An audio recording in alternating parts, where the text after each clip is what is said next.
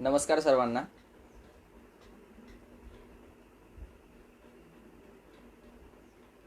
नमस्कार, मी आशुतोष पाटील. सिंधुजन अकादमी ने आयोजित केलेल्या या व्याख्यानमालेमध्ये आजचं जे पुष्प आहे ते मांडण्यासाठी मी आपल्यासमोर आलेलो आहे. आणि सर्वप्रथम तर सिंधुजन अकादमीचे अध्यक्ष, उपाध्यक्ष, कार्याध्यक्ष आणि सचिव या सर्वांचे मनपूर्वक धन्यवाद की त्यांनी इथं बोलण्याची संधी उपलब्ध करून दिली. आज एका वेगळ्या विषयाला धरून मी आपल्याशी बोलणार आहे, आपल्याशी चर्चा करणार आहे. तरी माझी सगळ्यांना अशी विनंती आहे की जर या विषयाशी निगडीत, म्हणजे तुम्हाला विषय कळालाच असेल, काल ऑलरेडी सगळीकडे पोस्ट फिरली होती की नाणी संग्रह आणि संग्राहक हा आजचा विषय आहे. अत्यंत जाणीवपूर्वक मी हा विषय घेतला आहे. त्याला बरेचसे कारणं आहेत. नाही तर मी एखाद्या विशिष्ट घराण्याच्या नाण्यांवरती बोलू शकलो असतो, किंवा एखादं सेपरेट नाणे घेऊन बोलू शकलो असतो, किंवा तुम्हाला नाण्यांविषयी अधिक काय ते सांगू शकलो असतो. पण मी जाणीवपूर्वक असं म्हणजे ठरवलं की आपल्याला एका वेगळ्या विषयाशी, म्हणजे तुम्ही पुस्तकात जे वाचू शकत नाही ते सांगण्यासाठी आज मी तुम्हाला इथं उपस्थित झालेलो आहे. बरेचशा म्हणजे नाण्यांबद्दल तुम्हाला माहिती पाहिजे असेल तर तुम्ही इंग्लिश पुस्तकं वाचू शकता, हिंदी वाचू शकता, मराठी वाचू शकता. विविध पुस्तकं आज उपलब्ध आहेत, उपलब्ध नाहीत असं नाही आहे. पण त्यात तुम्हाला काय मिळेल तर नाणी पाहायला मिळतील, नाण्यांची माहिती पाहायला मिळेल. पण त्याची जी तिसरी बाजू आहे की ही नाणी येतात कुठून, नेमकं नाणे म्हणजे काय, किंवा मग मी नाणी संग्रह करतोय तो कसा करतोय, हे असंख्य प्रश्न असे लोकांच्या मनात, तुमच्या मनात पडलेले असतात, जे या विषयापासून अनभिज्ञ असतात. आता या विषयाला सुरुवात करण्याआधी मी माझा परिचय करून देतो. माझं नाव आशुतोष पाटील. मी औरंगाबादला स्थित असतो. सध्या शिक्षण घेत आहे. आणि मला एक 8वी-9वीपासून, म्हणजे आता मी BA सेकंड इयरला शिक्षण घेतो आहे. आणि 8वी-9वीपासून नाणी संग्रहाचा छंद आहे. पण फक्त तो छंद न राहता त्याचा मी पुढे अभ्यास या हेतूने त्याच्याकडे पाहायला सुरुवात केली, आणि ते सगळ्यात महत्त्वाचं माझ्यासाठी ठरलं. आणि आज जे आहे तर मी वेगवेगळे विषय तुमच्यासमोर मांडणार आहे की एक संग्राहक म्हणून मी काय विचार करतो. आता खरं म्हणजे मी इथं हेही सांगू इच्छितो की मी फक्त मुंबई युनिव्हर्सिटीचा सिलेबस पाहिलेला आहे, तर त्या युनिव्हर्सिटीच्या MA सेकंड इयरच्या सिलेबसला हा विषयसुद्धा आहे की नाणी संग्राहक आणि ऑप्शन्स वगैरे ह्या ज्या गोष्टी असतात.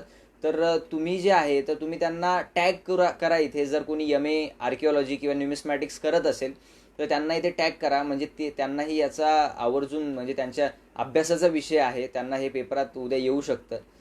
तर त्यांना तुम्ही टॅग करून यामध्ये हे करू शकता. तर माझ्याबद्दल मी माहिती देत होतो की मी नाणी संग्रह करताना अभ्यास करायला सुरुवात केली. मी पश्चिमी क्षत्रपांची नाणी, स्वराज्याचे चलन आणि नाणी संग्रह आणि संग्राहक या 3 पुस्तकांचा लेखक आहे. जवळजवळ 5 ते 5,500 नाणी माझ्या वैयक्तिक संग्रहामध्ये आहेत. त्यानंतर विविध प्राचीन लिपी वगैरे त्याचासुद्धा माझा अभ्यास आहे. त्याचा अभ्यास करूनही मी वेळोवेळी माहिती मांडत असतो. वेळोवेळी काय नवीन येतं आहे आणि काय नवीन संशोधन होतं आहे तेही मांडत असतो. तर अशा बऱ्याचशा गोष्टी करत असताना हा नाणी संग्रह करताना, म्हणजे आज 5,000 नाणी संग्रहामध्ये माझ्या आहेत, जी 1-2 पासून मी सुरुवात केली होती. तर हे करत असताना मला एक फार मोठा जो आपण त्याला म्हणू शकतो की एक अनुभव मला आला, आणि एक तो अनुभव जो आहे तो आज मी मांडण्यासाठी तुमच्यासमोर आलेलो आहे. फक्त एक की या विषयाबद्दल तुमच्या मनातही काही प्रश्न असतील, शंका असतील, तुम्ही मला वेळोवेळी कमेंटमध्ये कळवू शकता. मी योग्य वेळी ते प्रश्न घेईल आणि त्याची उत्तरं तुम्हाला देईल. तर सुरुवातीला जे आहे तर मी तुम्हाला या विषयाचा परिचय करून देतो की मी हा विषय का निवडला, किंवा या विषयाची गरज काय, नाणी संग्रह आणि संग्राहकची.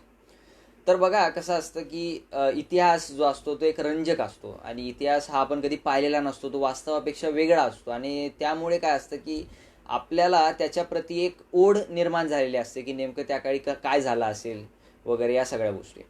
आणि ते घेत असताना एक संग्राहकाचा जन्म कसा होतो ते मी तुम्हाला सांगतोय की त्याचा ज्यावेळी आपण शोध घेतो त्यावेळी एक उत्सुकता निर्माण होते की यार हे कसं झालं असेल. म्हणजे एखादी घटना जर घडली की आता मी तुम्हाला सांगितलं की शिवाजी महाराजांचा जो राज्याभिषेक झाला त्यावेळी हेनरी ऑक्झिंडेंनी कलम मांडलं होतं की आमची नाणी तुमच्या राज्यात चालू द्या, आणि महाराजांनी ते कलम नाही म्हणून सांगितलं की तुमची नाणी आमच्या राज्यात चालणार नाहीत. तर अचानक ज्यावेळी आपण याचं इमॅजिनेशन करायला लागतो की कशी असेल ती मोमेंट की ज्यावेळी या सगळ्या गोष्टी घडल्या असतील, तर त्याचा आपल्याला एक उत्सुकता निर्माण होते आणि त्यातून जन्म होतो एका संग्राहकाचा. आता आधी आपण संग्रह या गोष्टीवरती बोलूया. संग्रह म्हणजे काय की कुठल्याही गोष्टीचा जमा करणे, त्याला आपण संग्रह म्हणतो. आता संग्रह करताना लोक आहे ना आपापल्या पतीनुसार संग्रह करतात असं आपण त्याला स्पष्टपणे म्हणू शकतो. जसं की लोक छोट्या कार्सपासून म्हणजे मॉडेल कार्स जे असतात तिथपासून कित्येक जण सह्यांचा संग्रह करतात, कित्येक जण पेनांचा संग्रह करतात, घड्याळांचा संग्रह करतात, असे कित्येक संग्रह लोक करतात. काही जसं मी करतो तसा नाण्यांचा संग्रह करतात, शस्त्रांचा संग्रह करतात, आणि ज्यांची म्हणजे ऐपत मोठी आहे ते गाड्यांचा संग्रह करतात. मी तसेही पाहिले म्हणजे मोठ्या मोठ्या गाड्या, 4 व्हीलर्स गाड्यांचा संग्रह करतात, 2 व्हीलर्स गाड्यांचा संग्रह करतात. म्हणजे काय तर प्रत्येक जण ज्याच्या त्याच्या लेवलनुसार हे काम करत असतो. खरं म्हणजे हे सगळेजण जे आहेत हे इतिहासाला पूरक असंच काम करत असतात. त्यामध्ये म्हणजे सगळ्यांचा संग्रह हा इतिहासाशीच निगडीत असतो असं नाहीये. काही जण जे आता मी छोटे मुलं पाहिलेत, काही छोटे मुलं काय करतात की ते रबर्स जमा करतात, वेगवेगळ्या आकाराचे जे आपण इरेझर ज्याला आपण म्हणतो ते जमा करतात. तर त्यातून त्यांना काय मिळतं तर एक आनंद मिळतो.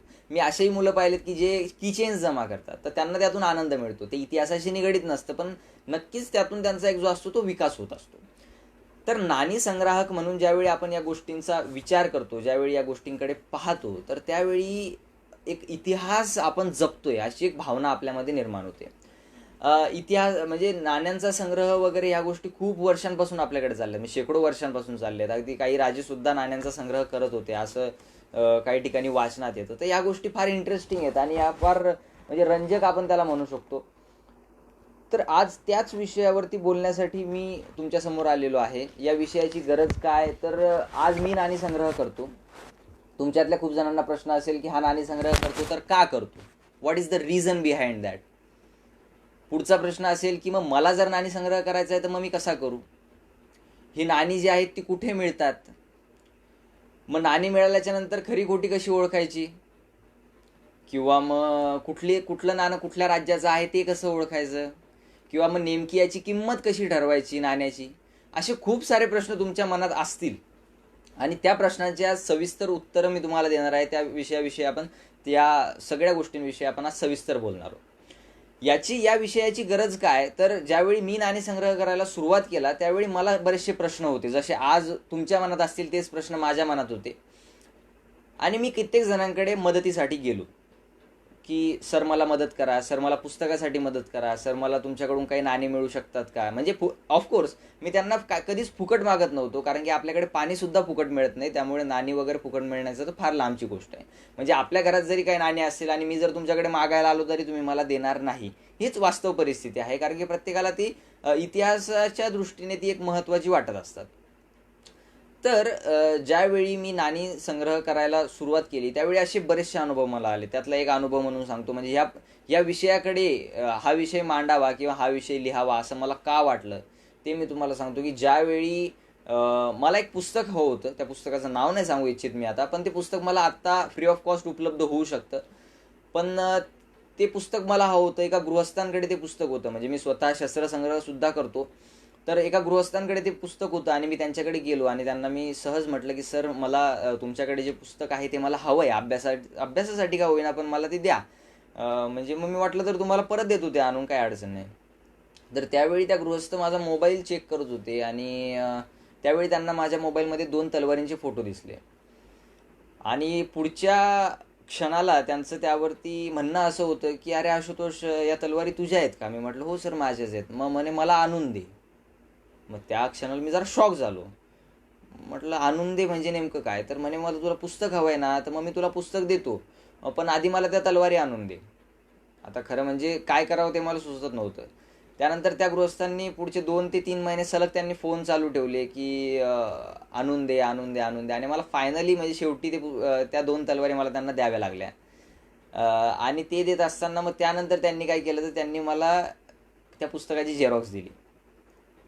अशा बऱ्याचशा गोष्टी एका संग्राहकाच्या सोबत होत असतात.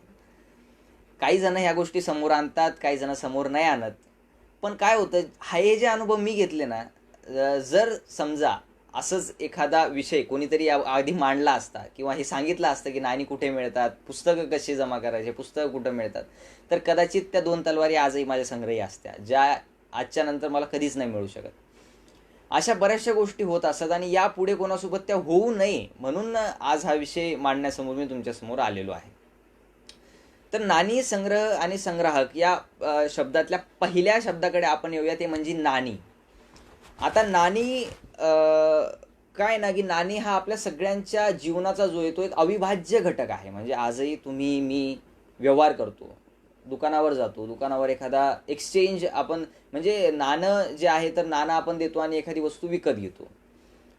विकत घेतल्याच्या नंतर त्या आजच्या गोष्टी जर बोलायचं झालं तर आज त्या नाण्यावरती 5 रुपये ठळक अक्षरात लिहिलं आहे म्हणून त्या नाण्याची किंमत आपण 5 रुपये समजतो. आज त्या नोटेवरती 10 रुपये लिहिलंय म्हणून त्या नोटेची किंमत आपण 10 रुपये समजतो. हे काय, तर ही एक्स्ट्रेन्सिक व्हॅल्यू आहे. एक्स्ट्रेन्सिक व्हॅल्यू त्याला आपण म्हणतो. नाण्याच्या 2 प्रकारच्या व्हॅल्यू असतात, एक असते इंट्रेन्सिक व्हॅल्यू आणि दुसरी असते एक्स्ट्रेन्सिक व्हॅल्यू. ते मी पुढे एक्सप्लेन करतोच सविस्तरमध्ये. पण आज जी नाणी आणि नोटा आपण वापरतो ती एक्स्ट्रेन्सिक व्हॅल्यूची आहे. RBI म्हणजे रिझर्व्ह बँक ऑफ इंडिया ज्यावेळी ही नोटा किंवा नाणी जारी करते, चलनामध्ये आणते, तर तेव्हा आपण ते अधिकृत चलन म्हणून ते आपण स्वीकारतो. ज्यावेळी लोक या नाण्यांचे बनावट नाणी बनवतात तर त्यावेळी याला आपण बनावट नाणी म्हणून बाजूला काढतो. खरं म्हणजे आजही मी तुम्हाला ठामपणे सांगू शकतो की कित्येक नाणी बनावट बाजारात चालत असते. त्याचं कारण असं की मी माझ्या अनुभवावरून सांगतो की मी एक वेळ गुजरात बॉर्डर मध्य प्रदेश बॉर्डरला एक वेळ रात्री मी प्रवास करत होतो आणि प्रवास करताना मी एका बाजूला थांबलो चहाच्या दुकानावरती आणि त्या चहाच्या दुकानावाल्याने, मी त्याला पैसे दिले, त्यांनी मला 5 रुपये रिटर्न केले बरं का. आणि 5 रुपये जे त्यांनी रिटर्न केले ते फेक कॉईन होतं 5 रुपयाचं.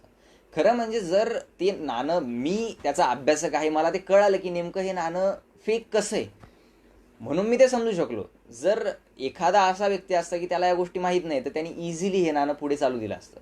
म्हणजे यामुळे काय होतं की अशी कित्येक नाणी बाजारात आजही वावरत असतील असं मी तुम्हाला सांगू शकतो.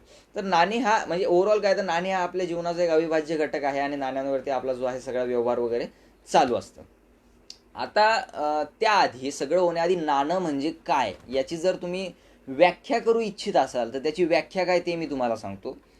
नाणं म्हणजे काय, म्हणजे मग ही व्याख्या तुम्हाला आजच्या भारतातल्या पहिल्या नाण्यापासून ते आतापर्यंतच्या नाण्यापर्यंत सगळ्यांना ही व्याख्या तुम्हाला लागू पडते. तुम्ही कुठल्याही बेसवरती ही व्याख्या वापरू शकता की नाणं म्हणजे काय. ठराविक वजनाचा आणि ठराविक अंतर्मूल्य असलेला धातूचा तुकडा ज्यावर काही चिन्ह, नाव किंवा चित्र अंकित असून तो राज्यकर्त्यांकडून अधिकृतरित्या विनिमयाचे माध्यम म्हणून जारी केलेला आहे, याला सर्वसाधारणपणे आपण नाणे असे म्हणतो. ही जी व्याख्या, ही माझ्याच पुस्तकातली व्याख्या आहे, नाणी संग्रह आणि संग्राहक मधली. फार म्हणजे या गोष्टीचा फार विचार करून मी ही व्याख्या मांडलेली आहे की नेमकं पूर्वीच्या काळातही आणि आजच्या काळातही जर समजा आपल्याला नाणं म्हणजे काय असं जर म्हणायचं असेल तर आपण कशाला नाणं म्हणू शकतो. तर बघा की म्हणजे आता मी तुम्हाला नाण्यांच्या इतिहासाबद्दल सांगणार नाही, कारण की तो इतिहास तुम्ही पुस्तकात वाचू शकता. मी तुम्हाला नाण्यांच्या म्हणजे वेगवेगळ्या प्रकाराबद्दल, वेगवेगळ्या डायनॅस्टीजबद्दल सांगणार नाही, कारण की ते तुम्ही पुस्तकात वाचू शकता. मी तुम्हाला आज अशा गोष्टी सांगणार आहे की ज्या तुम्ही पुस्तकात वाचू शकत नाहीत किंवा ज्या गोष्टी तुम्हाला पुस्तकात वाचायला मिळणार नाहीत, कारण की या फक्त एखाद्या संग्राहकाच्याच सोबत घडत असतात आणि संग्राहकच या गोष्टी ठरवत असतो. त्यामुळे त्या गोष्टी मी आज तुम्हाला सांगणार आहे. तर नाणं म्हणजे काय ही व्याख्या आपण ओव्हरऑल जी आहे तर ती तुम्हाला मी एक सांगितली की नाणं कशाला म्हणतात. पुन्हा एकदा रिपीट करतो. ठराविक वजनाचा, एक गोष्ट लक्षात घ्या, सुरुवातीला ज्यावेळी आपल्याकडे चलन व्यवस्था सुरू झाली ना त्यावेळी म्हणजे इंट्रेन्सिक व्हॅल्यू होती, म्हणजे अगदी मिडिवल इंडियापर्यंत इंट्रेन्सिक व्हॅल्यू होती. ज्यावेळी ऑथराइज्ड टांगसाळ किंवा ऑथराइज्ड मिंट ज्यावेळी ब्रिटिश इंडियाने म्हणू आपण की ब्रिटिश इंडियाने सुरू केलं, तर त्यावेळी त्यांनी त्याच्यावर लिहिलं म्हणजे 1 क्वार्टर आणा वगैरे वगैरे, किंवा मग सुरुवातीला 1 रुपीवरती 1 रुपया वगैरे, याच्या अगोदर शेरशाह सुरीच्या रुपयावर वगैरे आलेले आहेत, पण तो तोळ्याचा वजन होतं ते. आणि जे ब्रिटिशांचे जे रुपये होते, मग तो 1 रुपया असेल त्यावरती 1 रुपी इंडिया असं क्लिअरली लिहिलेलं असायचं. मग हे कसं असायचं, तर हे म्हणजे एक्स्ट्रेन्सिक व्हॅल्यूनी असायचं. अशी बरीचशी उदाहरणं आपल्याकडे झाली आहेत, त्यावर आपण पुढे डिस्कस करणार आहोत.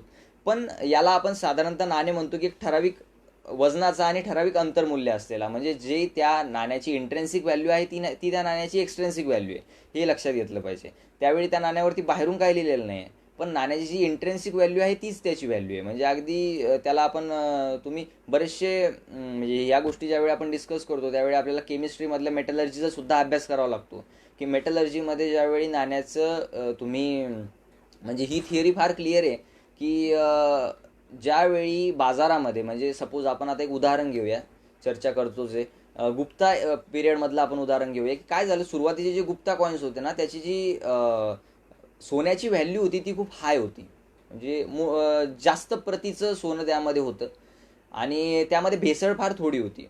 पण नंतरच्या काळात काय झालं ना, की नंतरच्या काळात भेसळ वाढली आणि सोन्याचं प्रमाण कमी झालं.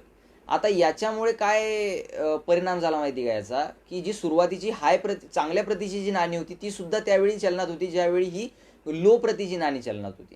तर आता यामुळे काय झालं, यामुळे असं झालं की आपोआप लोकांनी, म्हणजे ही दोन्ही नाणी, म्हणजे एक चांगल्या प्रतीची नाणी आणि भेसळयुक्त नाणी, ही दोनही नाणी एकाच वेळी एकाच मूल्याला बाजारात चालत होती.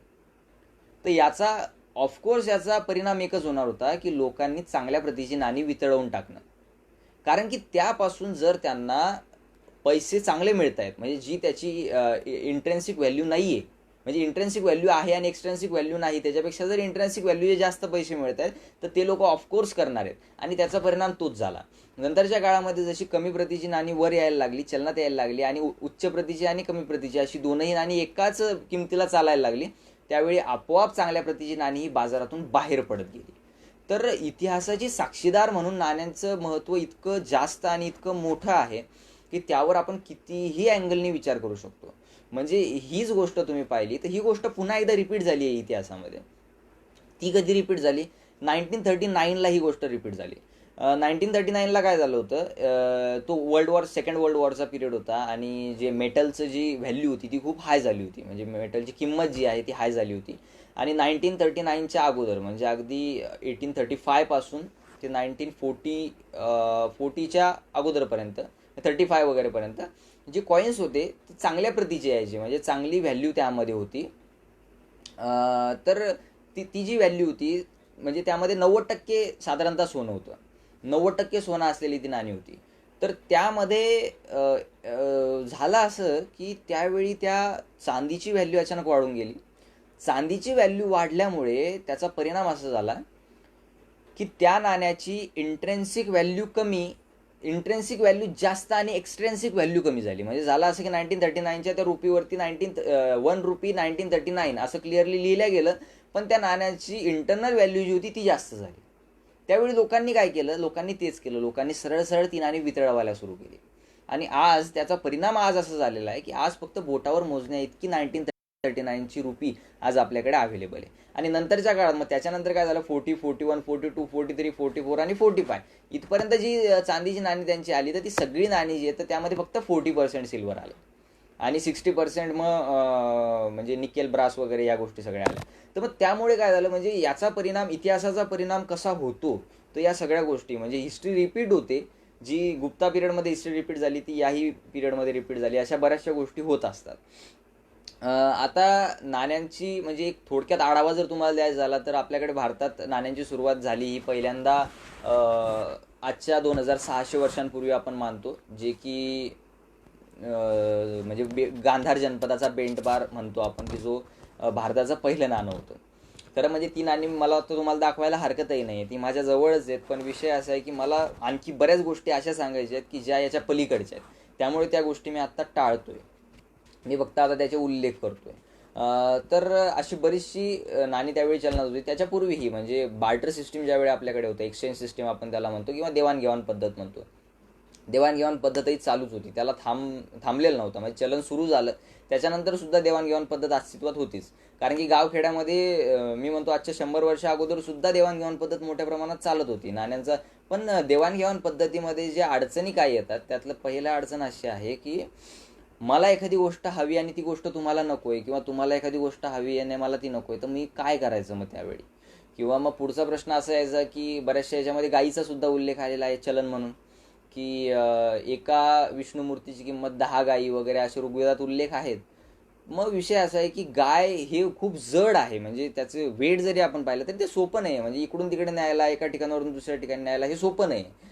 तर त्यामुळे त्या गोष्टी फार काळ चलन म्हणून चालू शकत नाहीत. आणि त्या गोष्टी अशा आहेत की त्या गोष्टी कापूनही तुम्ही देऊ शकत नाही. म्हणजे जर हाफ व्हॅल्यूचं जर एखादी समोरची गोष्ट असेल, तुम्ही गायचे 2 तुकडे करून त्याला कसं देणार आहे? कारण की तिची काहीच व्हॅल्यू येणार नाही, शून्य होऊन जाईल त्याची व्हॅल्यू. म्हणजे तिथं एक थिअरी लागू होते, ऑल ऑर नथिंग. म्हणजे एक तर तुम्ही सगळं द्या किंवा काहीच देऊ नका, असं त्यामध्ये एक क्लिअर आहे. की तुम्ही जर समजा एखादी गाय आहे, ती गाय तुम्हाला पूर्णची पूर्ण द्यावी लागेल, नाही तर मग तुम्हाला काहीच देता येणार नाही. कारण की त्या गायीचं तुम्ही फक्त म्हणाल की हाफ करून देतो, तर ती जिवंतही राहणार नाही आणि त्याची व्हॅल्यू राहणार नाही. त्यामुळे त्याचा काहीच विषय नसतो. नेक्स्ट असं आहे की त्या काळी वेगवेगळ्या गोष्टी ह्या चलन म्हणून वापरल्या, जसं की गुंजा वापरल्या होत्या, चलन म्हणून वापरल्या जात होत्या. वेगवेगळ्या म्हणजे वेगवेगळे हाडं वापरले जात होते. अशा खूप साऱ्या गोष्टी. पण नंतरच्या काळात काय झालं, जसं माणसाला कळालं की आता आपल्याला काय केलं पाहिजे, की या अडचणी दूर करण्यासाठी काहीतरी ठराविक माध्यम एक्सचेंज म्हणून वापरलं पाहिजे. मग त्यावेळी त्याला एक गोष्ट लक्षात आली की आपल्या भूगर्भामध्ये काही असे मेटल्स आहेत की जे कमी अधिक प्रमाणात मिळतात. मग त्यानुसार आपण चलन करू शकतो का? तर मग त्यांनी तसं डोकं लावलं की हां, आपण त्याप्रमाणे चलन करू शकतो. त्याचा पुढचा गोष्ट अशी झाली, मग बिजनोरमध्ये, म्हणजे आजच्या जवळजवळ मेसोपोटेमियामध्ये सुद्धा चांदीचे काही तुकडे सापडलेत. फक्त त्या तुकड्यांवरती काही सिम्बॉल्स वगैरे काही नाही, फक्त चांदीचे तुकडे सापडलेत. की त्या तुकड्यांच्या द्वारे चलन त्यावेळी, म्हणजे व्यवहार त्यावेळी होत असेल. कारण की ते ठराविक वजनाचे तुकडे आहेत. म्हणजे मी व्याख्या करताना, नाणं म्हणजे काय याची व्याख्या करताना सुरुवातीलाच पहिलंच वाक्य टाकलेलं आहे की ठराविक वजनाचा आणि ठराविक अंतर्मूल्य असलेला. म्हणजे त्या ठिकाणी तुमचं साईज काय आहे, नाण्याचे आकार काय, ते गरजेचं नाही. तुम्हाला गरजेचं काय, तर ते त्या नाण्याचं अंतर्मूल्य हे जास्त महत्त्वाचं आहे आणि त्या नाण्याचं वजन जास्त महत्त्वाचं आहे. ज्यावेळी ही नाणी सापडली, म्हणजे ही तुकडे सापडले चांदीचे, त्यावेळी ज्यावेळी वेट केल्या गेलं, ज्यावेळी त्याचं वजन केलं गेलं, त्यावेळी ही सगळे जे तुकडे आहेत हे एका रेंजमधले सापडले. मग त्यावेळी असा अंदाज बांधण्यात आला की यस, कदाचित ही जी चांदीचे तुकडे ते चलन म्हणून वापरले जात असतील. तर असे तर्क त्यावेळी मांडणे सुरू झाले. मग त्यानंतर झालं असं की जरी तुकडे, म्हणजे धातूचे तुकडे, म्हणजे चांदीचे तुकडे मेनली चलन म्हणून वापरायला सुरुवात झाली होती, पण त्यामध्येही भेसळ होत नव्हती असं नाही. म्हणजे आपल्याकडे बनावटीकरण ज्यावेळी सुरुवात झाली ना चलनाची, त्याच्या दुसऱ्या दिवसापासून बनावटीकरण झालं असेल, ऑफकोर्स 100% सांगू शकतो मी. कारण की आपल्याकडचे लोक तेवढे शार्प होते. याची उदाहरणं आपल्याकडे आहेत, म्हणून मी एवढं ठामपणे ते सांगू शकतो. आजच्या 2000 वर्षा अगोदरच्या तुमच्या कौटिल्याच्या वगैरे अर्थशास्त्रात सुद्धा याचे उल्लेख आहेत. त्यावर मी आत्ता मागे लेख लिहिला होता. माझ्या वॉलवर जाऊन तुम्ही ते सविस्तर पाहू शकता, तो लेखही वाचू शकता. की बनावटीकरण, इतिहासातील बनावटीकरण असा एक तो लेख होता, तर तो तुम्ही आवर्जून पाहू शकता. तर याचा म्हणजे माझं याचं सांगण्याचं तात्पर्य काय, की आपल्याकडे बनावटीकरण आजपासून नाही, हे पूर्वीपासून आहे. आणि मग त्यावेळी काय झालं की नेमकं प्युअर मेटलचं नाणं कुठलं आणि अनप्युअर मेटलचं नाणं कुठलं, असे बरेचसे प्रश्न उपस्थित झाले. आणि तेव्हा चलनाची, मग आपण काय म्हणू, उत्पत्ती त्याला म्हणू. जसं आपण म्हणतो की गरज ही शोधाची जननी आहे, तसंच त्यावेळी झालं. त्यावेळी गरज होती आणि आपोआप शोध लागला आणि चलन ही एक खूप मोठा बदल जगामध्ये चलनाने जो आहे तो घडवून आणला. आता इतिहासाबद्दल मी फार काही बोलणार नाही. आता आपण पुढे पाहूया की नाणी इतिहासाची साक्षीदार म्हणून महत्त्वाची कशी आहेत. आता त्याचे काही एक्झाम्पल्स मी तुम्हाला देईल की इतिहासाची साक्षीदार म्हणून नाणी कशी आहेत. आपल्याला माहिती आहे की एखादा, म्हणजे ज्यावेळी काहीच सापडत नाही त्यावेळी नाण्यांचा आधार घेऊन बऱ्याचशा गोष्टी समोर आलेल्या आहेत. म्हणजे मग अगदी तुम्ही तुमचं ट्रेड असू द्या, तुमची इकॉनॉमी असू द्या, तुमची राजाची आवड असू द्या, राजाची निवड असू द्या, राजाचं आपण काय म्हणू, राजा कसा होता, राजाचा पेहराव असू द्या, किंवा राजा कलेला किती महत्त्व देणार होता, या खूप साऱ्या गोष्टी ज्या आहेत तर त्या नाण्याने समोर आणलेल्या आहेत. अशा खूपशा गोष्टी नाण्याने समोर आणल्या. आणि हे इतकं इंटरेस्टिंग आहे ज्यावेळी आपण नाण्यांचा डिटेलिंगमध्ये अभ्यास करतो. म्हणजे जहांगीरची झोडियाक झोडियाक जी सिरीज आहे, 12 राशीचिन्ह असलेली सिरीज, किती सुंदर आहे. म्हणजे तो प्रत्येक महिन्याला ते नाणं पाडायचा. जो महिना असेल त्या महिन्यामध्ये त्या राशीचिन्हावाला नाणं पाडायचा. हे किती इंटरेस्टिंग आहे आणि किती इनोव्हेटिव्ह आपण त्याला म्हणू शकतो. त्यानंतर जहांगीरची पोर्ट्रेट असलेली नाणी, स्वतःचा चेहरा अंकित असलेली नाणी, हे किती इंटरेस्टिंग आहे. की हातामध्ये त्याच्या तो मद्याचा ग्लास आहे आणि मागे मोठा असा सूर्यातून किरण निघतायत आणि राजा बसलेला आहे आणि त्याचा हाफमध्ये पोर्ट्रेट आहे. हे किती इंटरेस्टिंग आहे. या अशा खूपशा गोष्टी आपल्याला नाण्यांवरती पाहायला मिळतात. इतिहासाची साक्षीदार म्हणून नाणी कशी महत्त्वाची, त्यातले काही एक्झाम्पल देतो. त्यातलं पहिलं एक्झाम्पल मी तुम्हाला सांगू शकतो की पोरस आणि अलेक्झांडरमधलं जे युद्ध झालं होतं, ते युद्धाचा पुरावा म्हणून नाणं कसं महत्त्वाचं आहे. तर अलेक्झांडरची काही नाणी अशी सापडलेली आहेत. तर त्या नाण्यांवरती पुढील बाजूने हत्तीवरती पोरस बसलेला आहे, त्याच्या हातामध्ये असा भाला आहे, आणि मागच्या बाजूला जे आहे तर मागच्या बाजूला जो अलेक्झांडर आहे तो घोड्यावरती बसलाय, आणि घोड्यावरून तो त्याला भाला मारतोय, आणि हत्तीवरून हा भाला मारतोय. म्हणजे हे इतकं इंटरेस्टिंग आहे ना, की यामधून कित्येक स्टोरीज तुमच्या समोर येतात. तुम्ही हे नाणं जरी हातात घेऊन पाहिलं तरी सुद्धा तुमच्या असं म्हणजे तो सीन तुमच्या सगळं लक्षात येतो की हे कसं झालं असेल त्यावेळी. इतिहासाचे साक्षीदार म्हणून नाण्यांनी वेळोवेळी आपली भूमिका जी आहे ती फार ठामपणे बजावली. दुसरं उदाहरण तुम्हाला द्यायचं सांगतो की हे बघा की ज्यावेळी एक राज्यकर्ता राजा असतो, तर राजा काय करत असतो, वेळोवेळी जे आहे आपली भूमिका लोकांपर्यंत पोहोचवण्यासाठी किंवा मी कोण आहे हे दाखवण्यासाठी राजा चलनाचा वापर करत असतो. जसं की आता कुशाण कॉइन्सचं जर आपण उदाहरण घेतलं ना, तर कुशाण कॉइन्सवरती सुरुवातीला तुम्हाला ग्रीक इराणी देवता दिसतात, जसं की ऑद्रोक्ष आहे, नना आहे, तर या देवता दिसतात. पण नंतरच्या काळात जर पाहिलं त्यामध्ये तुम्हाला शिवसुद्धा दिसतो. नंतरच्या काळात पाहिलं तुम्हाला बुद्धसुद्धा दिसतो. म्हणजे हे काय, हे ट्रान्सफॉर्मेशन आहे, आणि लोकांना जवळ करण्याचं हे फार चांगलं माध्यम आहे, आणि हे फार इंटरेस्टिंग आहे. पुढचं आणखी एक तुम्हाला सांगतो की राणी म्हणजे आता नागनिका तुम्हाला माहिती आहे, सातवाहन राजाची राणी होती नागनिका. तर नागनिका ही जी आहे तर नागनिकेने कित्येक यज्ञ केले होते, याचे आपल्याला शिलालेखामध्ये पुरावे मिळतात. आणि शिलालेखात असेही पुरावे मिळतात की त्यावेळी मग तिने नाणे पाडून चलनात आणले. पण ज्यावेळी आपण हे प्रत्यक्ष नाणं पाहतो तर त्यावेळी आपल्या असं लक्षात येतं की या राणीने स्वतःच्या नावाने नाणं पाडलंय. म्हणजे नागनिकाय असं लिहिलेलं तिचं जे नाणं आहे तर फार कमी प्रमाणात उपलब्ध आहे ते नाणं आज, पण ते नाणं तिने पाडलं होतं.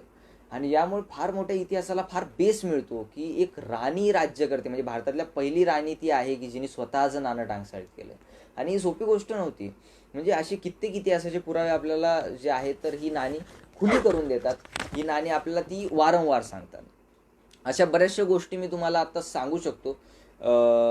त्यानंतर आणखी जर सांगायचं झालं तर तुम्हाला याचा एक सांगतो शेवटचं उदाहरण त्यामधलं, की आज आपण शालिवाहन शक वापरतो. आपल्याला माहिती आहे शालिवाहन शकामध्ये जो सातवाहन राजा होता गौतमीपुत्र सातकर्णी आणि क्षत्रप राजा होता नहपान, या दोघांच्या युद्धाचा जे घनघोर युद्ध झालं होतं, जे तुमच्या नाशिकच्या जवळ गोवर्धनला झालं होतं.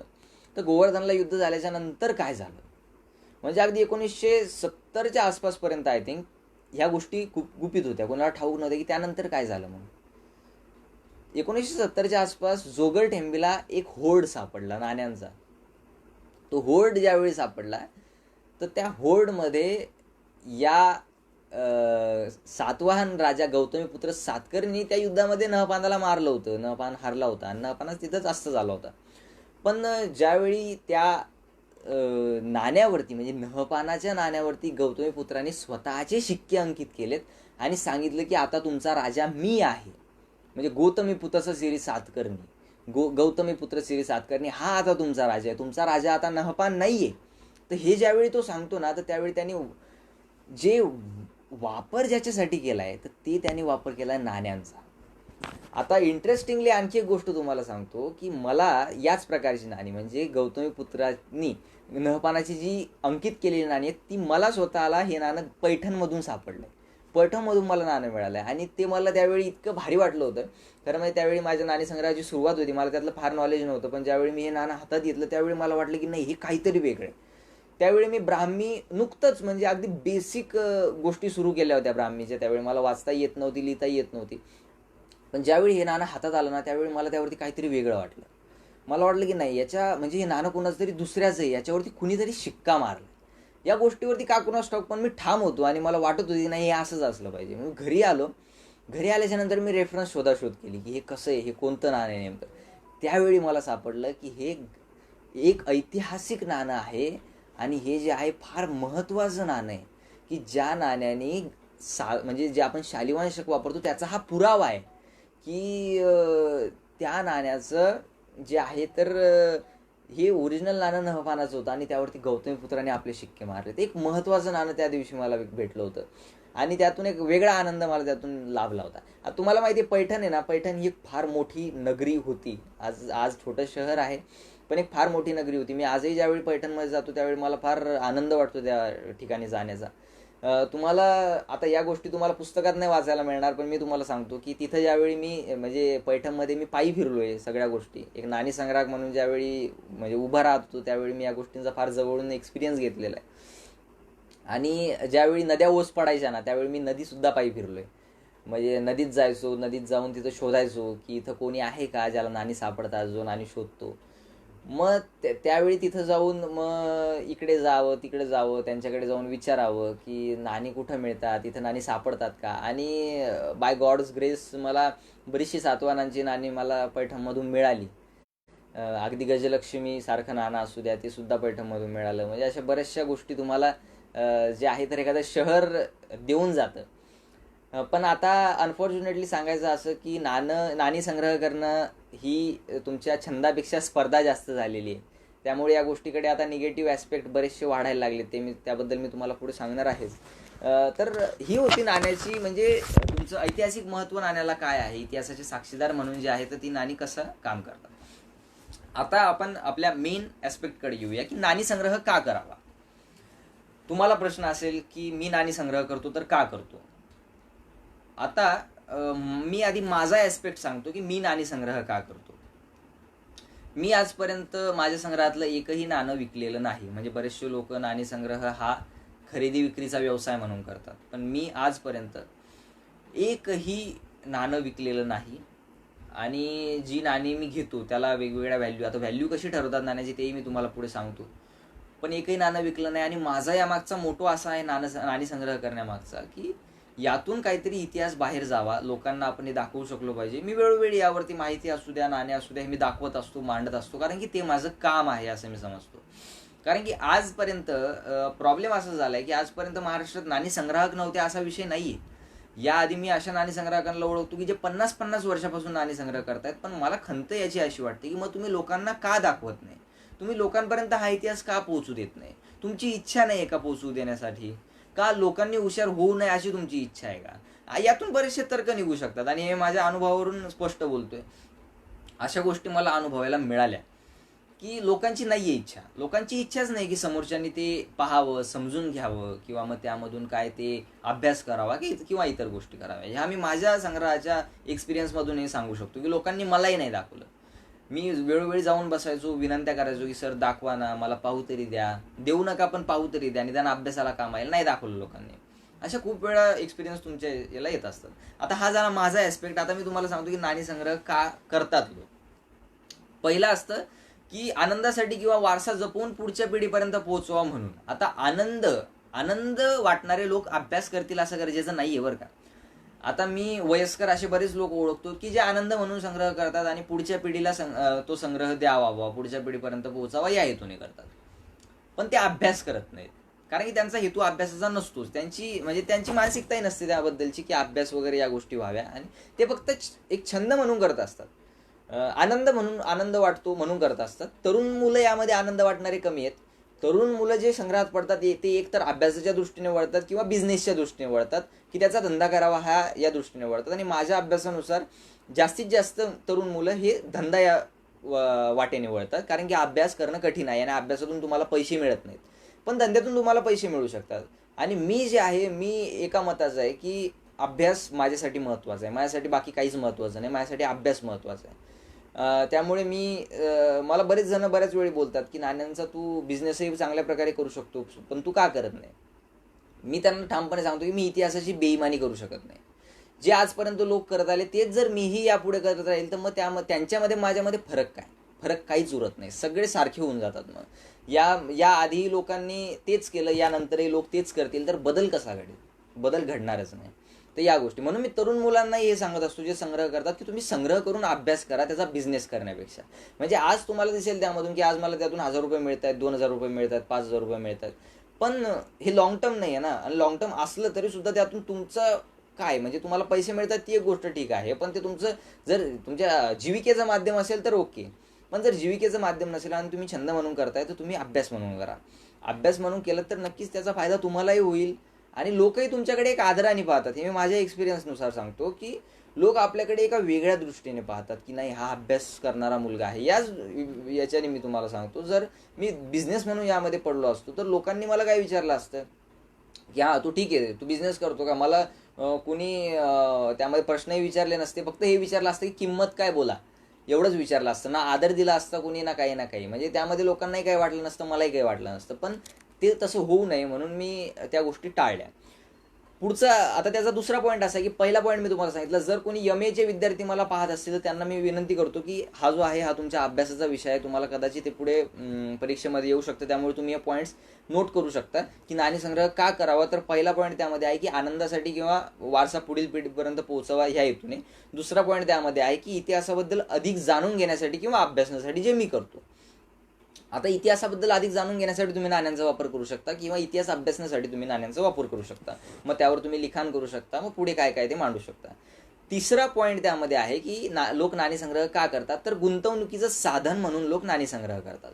आता ते कसं, तर बघा काही लोक असं असतं की वेळोवेळी काळ जसा बदलतो, म्हणजे मी तुम्हाला माझ्या एक्सपिरियन्सवरून सांगतो की ज्यावेळी 4 वर्षाचा असेल, वय वर्ष 2004ची गोष्ट ती, त्यावेळी लोक संग्रह करत होते. आणि त्यावेळी काल मी जस्ट आमच्या आर्काईव्समध्ये चेक करत होतो की नेमके कुठल्या नाण्याची 2004-03च्या आसपास काय व्हॅल्यू होती आणि त्याची आज व्हॅल्यू काय वगैरे वगैरे. तर मी पाहिलंय की काही नाणी म्हणजे जी त्यावेळी अगदी 2 आणि 3,000 4,000ला मिळायची, आज ती नाणी लाख रुपयाला मिळतात, आज ती नाणी हजारो रुपयाला मिळतात. हे कसं होतंय, तर लोकांना हे कळून चुकलंय की आता हे गुंतवणुकीचं साधन म्हणून उत्तम आहे. मग लोक काय करतात यामध्ये, एकतर लोक रेअर कॉईन्सला महत्त्व देतात. आता रेअरिटी कशावरून ठरवली जाते तेही मी तुम्हाला पुढे सांगतो, पण रेअर कॉईन्स लोक त्याला महत्त्व देतात. पहिली गोष्ट, रेअर कॉईन्स साठवून ठेवायचे आणि नंतर कधीतरी विक्रीला काढायचे, जेणेकरून त्याचे फार चांगले पैसे त्यांना मिळतील. आणि असं होतं. म्हणजे त्यामध्ये तुम्ही आज जर एखाद्या याच्यामध्ये गुंतवणूक करून ठेवली, म्हणजे मी तर म्हणतो की न्यूमिस्मॅटिकमध्ये गुंतवणूक करणं हे तुमच्या एक लॉंग टर्मच्या हिशोबाने इतकं सोयीस्कर माध्यम आहे, हे फार चांगलं माध्यम आहे. आणि याची दिवसेंदिवस व्हॅल्यू वाढत असते, कमी कधीच होत नाही, हेही तुम्ही लक्षात घ्या. त्यानंतर लोक याचा वापर असाही करतात की ज्यावेळी तुमचं समजा, आता सपोज आपण एक उदाहरण घेऊ की चांदी धातूचा एक ब्लॉक, म्हणजे आपण एक 100 नाणी आहेत चांदी धातूची. मग ते काय करतात की आज बल्कमध्ये ती नाणी घेऊन टाकायची, 100चे 100 नाणी घ्यायची आणि 100 नाणी घेऊन, आज सपोज मी चांदीच्या भावात ती नाणी घेतली, म्हणजे आज तर चांदीच्या भावात भेटतच नाही, पण मी एक सांगतोय की आजच्या 10 वर्षापूर्वी 20 वर्षापूर्वी ज्यावेळी लोकांना याबद्दल काहीच माहीत नव्हतं, त्यावेळी चांदीची नाणी मी ती घेतली. आणि घेतल्याच्या नंतर मी काय करतो की ती 10 वर्ष साठवून ठेवतो. 10 वर्ष साठवल्यावर काय होतं की आपोआप त्या नाण्याची हिस्टोरिकल व्हॅल्यूही वाढते आणि इंट्रेन्सिक व्हॅल्यू जी चांदी धातूमुळे चांदीचीही व्हॅल्यू वाढते. म्हणजे त्याची जी मला किंमत मिळते ती 4-5-10 पटीने मिळते. तर त्यामुळे असेही लोक करतात, म्हणून एक गुंतवणुकीचं साधन म्हणूनही लोक याकडे पाहतात. आणि चौथा जो शेवटचा पॉईंट माझ्या याच्यातून मला कळाला की लोक नाणेसंग्रह का करतात, तर एक उत्पन्नाचं साधन म्हणून. कारण की नाणेसंग्राहक रोज वाढत आहेत, लोकांची फार इच्छा आहे नाणेसंग्रह करण्याची, आणि मोठे मोठे बिझनेसमन्स आता यामध्ये लक्ष घालत आहेत. त्यांना त्यांचं एक पैशाचं गुंतवणूक म्हणून ते सुद्धा याकडे पाहत आहेत. म्हणजे आता मी नाव नाही सांगणार, पण बरेचसे मोठे मोठे संग्राहक आहेत की जे बिझनेसमन्स आहेत, जे मोठे मोठे सोन्याचे व्यापारी आहेत, ते नाणेसंग्रह करतात आणि ते उत्पन्नाचं साधन म्हणून करत असतील किंवा गुंतवणुकीचं साधन म्हणून करत असतील, दोन्ही याच्यातून ते करू शकतात. त्यांना उत्पन्नाचं साधन तर कमी, पण गुंतवणुकीचं साधन म्हणून ते जास्त यामध्ये विचार करत असतील. ते लोक इतिहासाविषयी त्यांना इंटरेस्टच असतो असं नाही. म्हणजे मी तर बऱ्याचदा असं पाहिलं की ऑप्शनमधून त्यांच्यासाठी कोणीतरी दुसराच बीड करत असतो, आणि बीड करून तो फक्त नाणं विकत येतो, ते फक्त पैसे पाठवतात आणि हा नाणं पोस्ट करतो वगैरे, अशा प्रकारे ते चालतं.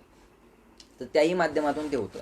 आता नाणेसंग्रह करताना आपल्याला एक समज आपल्याकडे आहे की नाणेसंग्रह हा हॉबी ऑफ किंग्स असं त्याला एक बॅनर केलं गेलेलं आहे की हे एक मोठ्या लोकांचा संग्रह म्हणून याकडे पाहिलं जातं. ऑफकोर्स म्हणजे हे चुकीचं आहे असं मी म्हणणार नाही, कारण की फार कॉस्टली नाणी असतात आणि फार तुम्हाला काय म्हणू की फार पैसे त्यामध्ये टाकावे लागतात, हे यामध्ये दुमत नाही.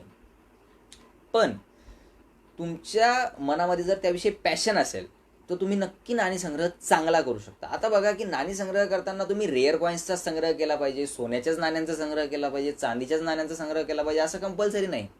तुम्ही तांब्याच्या नाण्यांपासून सुरू करू शकता, तुम्ही पितळाच्या नाण्यांपासून सुरू करू शकता की ज्या नाण्यांची फारशी व्हॅल्यू नसते, काही एक्सेप्शन्स सोडले तर यापासून तुम्ही नक्की संग्रह सुरू करू शकता. म्हणजे तुम्ही तुमच्या बजेटमध्ये संग्रह कसा करावा ते मी तुम्हाला सांगतोय. आता हे झालं की नाणी संग्रह का करावा याची उत्तरं मी तुम्हाला सगळे दिली. आता यातून तुम्हाला कळलं असेल की लोक नाणी संग्रह का करतात. आता पुढचा आहे की नाणी संग्रह कसा करावा. आता नाणी संग्रह कसा करावा हा ज्यावेळी प्रश्न उपस्थित होतो की मग आता मला तर नाणी संग्रह करायचा आहे बाबा, पण मी कसा करू, माझ्या मनात तो प्रश्न आहेच. तर मी तुम्हाला सांगेल की तुम्ही सहज उपलब्ध नाण्यांपासून सुरुवात करावी आणि सगळीच नाणी जमा करू नये. जी चूक मी केली की सुरुवातीला येऊ द्या, म्हणजे काहीही आलं, म्हणजे मग ते ब्रिटिश नाणं असू द्या किंवा मग तुमचे कुठलंही नाणं असू द्या, मग ते शिवाजी महाराजांचं असेल किंवा मग त्याच्यापूर्वीचं एन्शियंट इंडिया असेल, मिडिएवल इंडिया असेल, मॉडर्न असेल, पोस्ट मॉडर्न असेल, मग सगळेच नाणे मी जमा करायला लागलो की ठीक आहे येऊ द्या येऊ द्या येऊ द्या. मग नंतर मला कळलं की आपण चूक करून बसलोय, असं नाही करायला पाहिजे. पण म्हणजे मी आज तुम्हाला का सांगतोय माहिती का, कारण की यातून जर एखादा संग्रह उभा राहील तर तो या दक्षता घेईल की असं नाही करायला पाहिजे.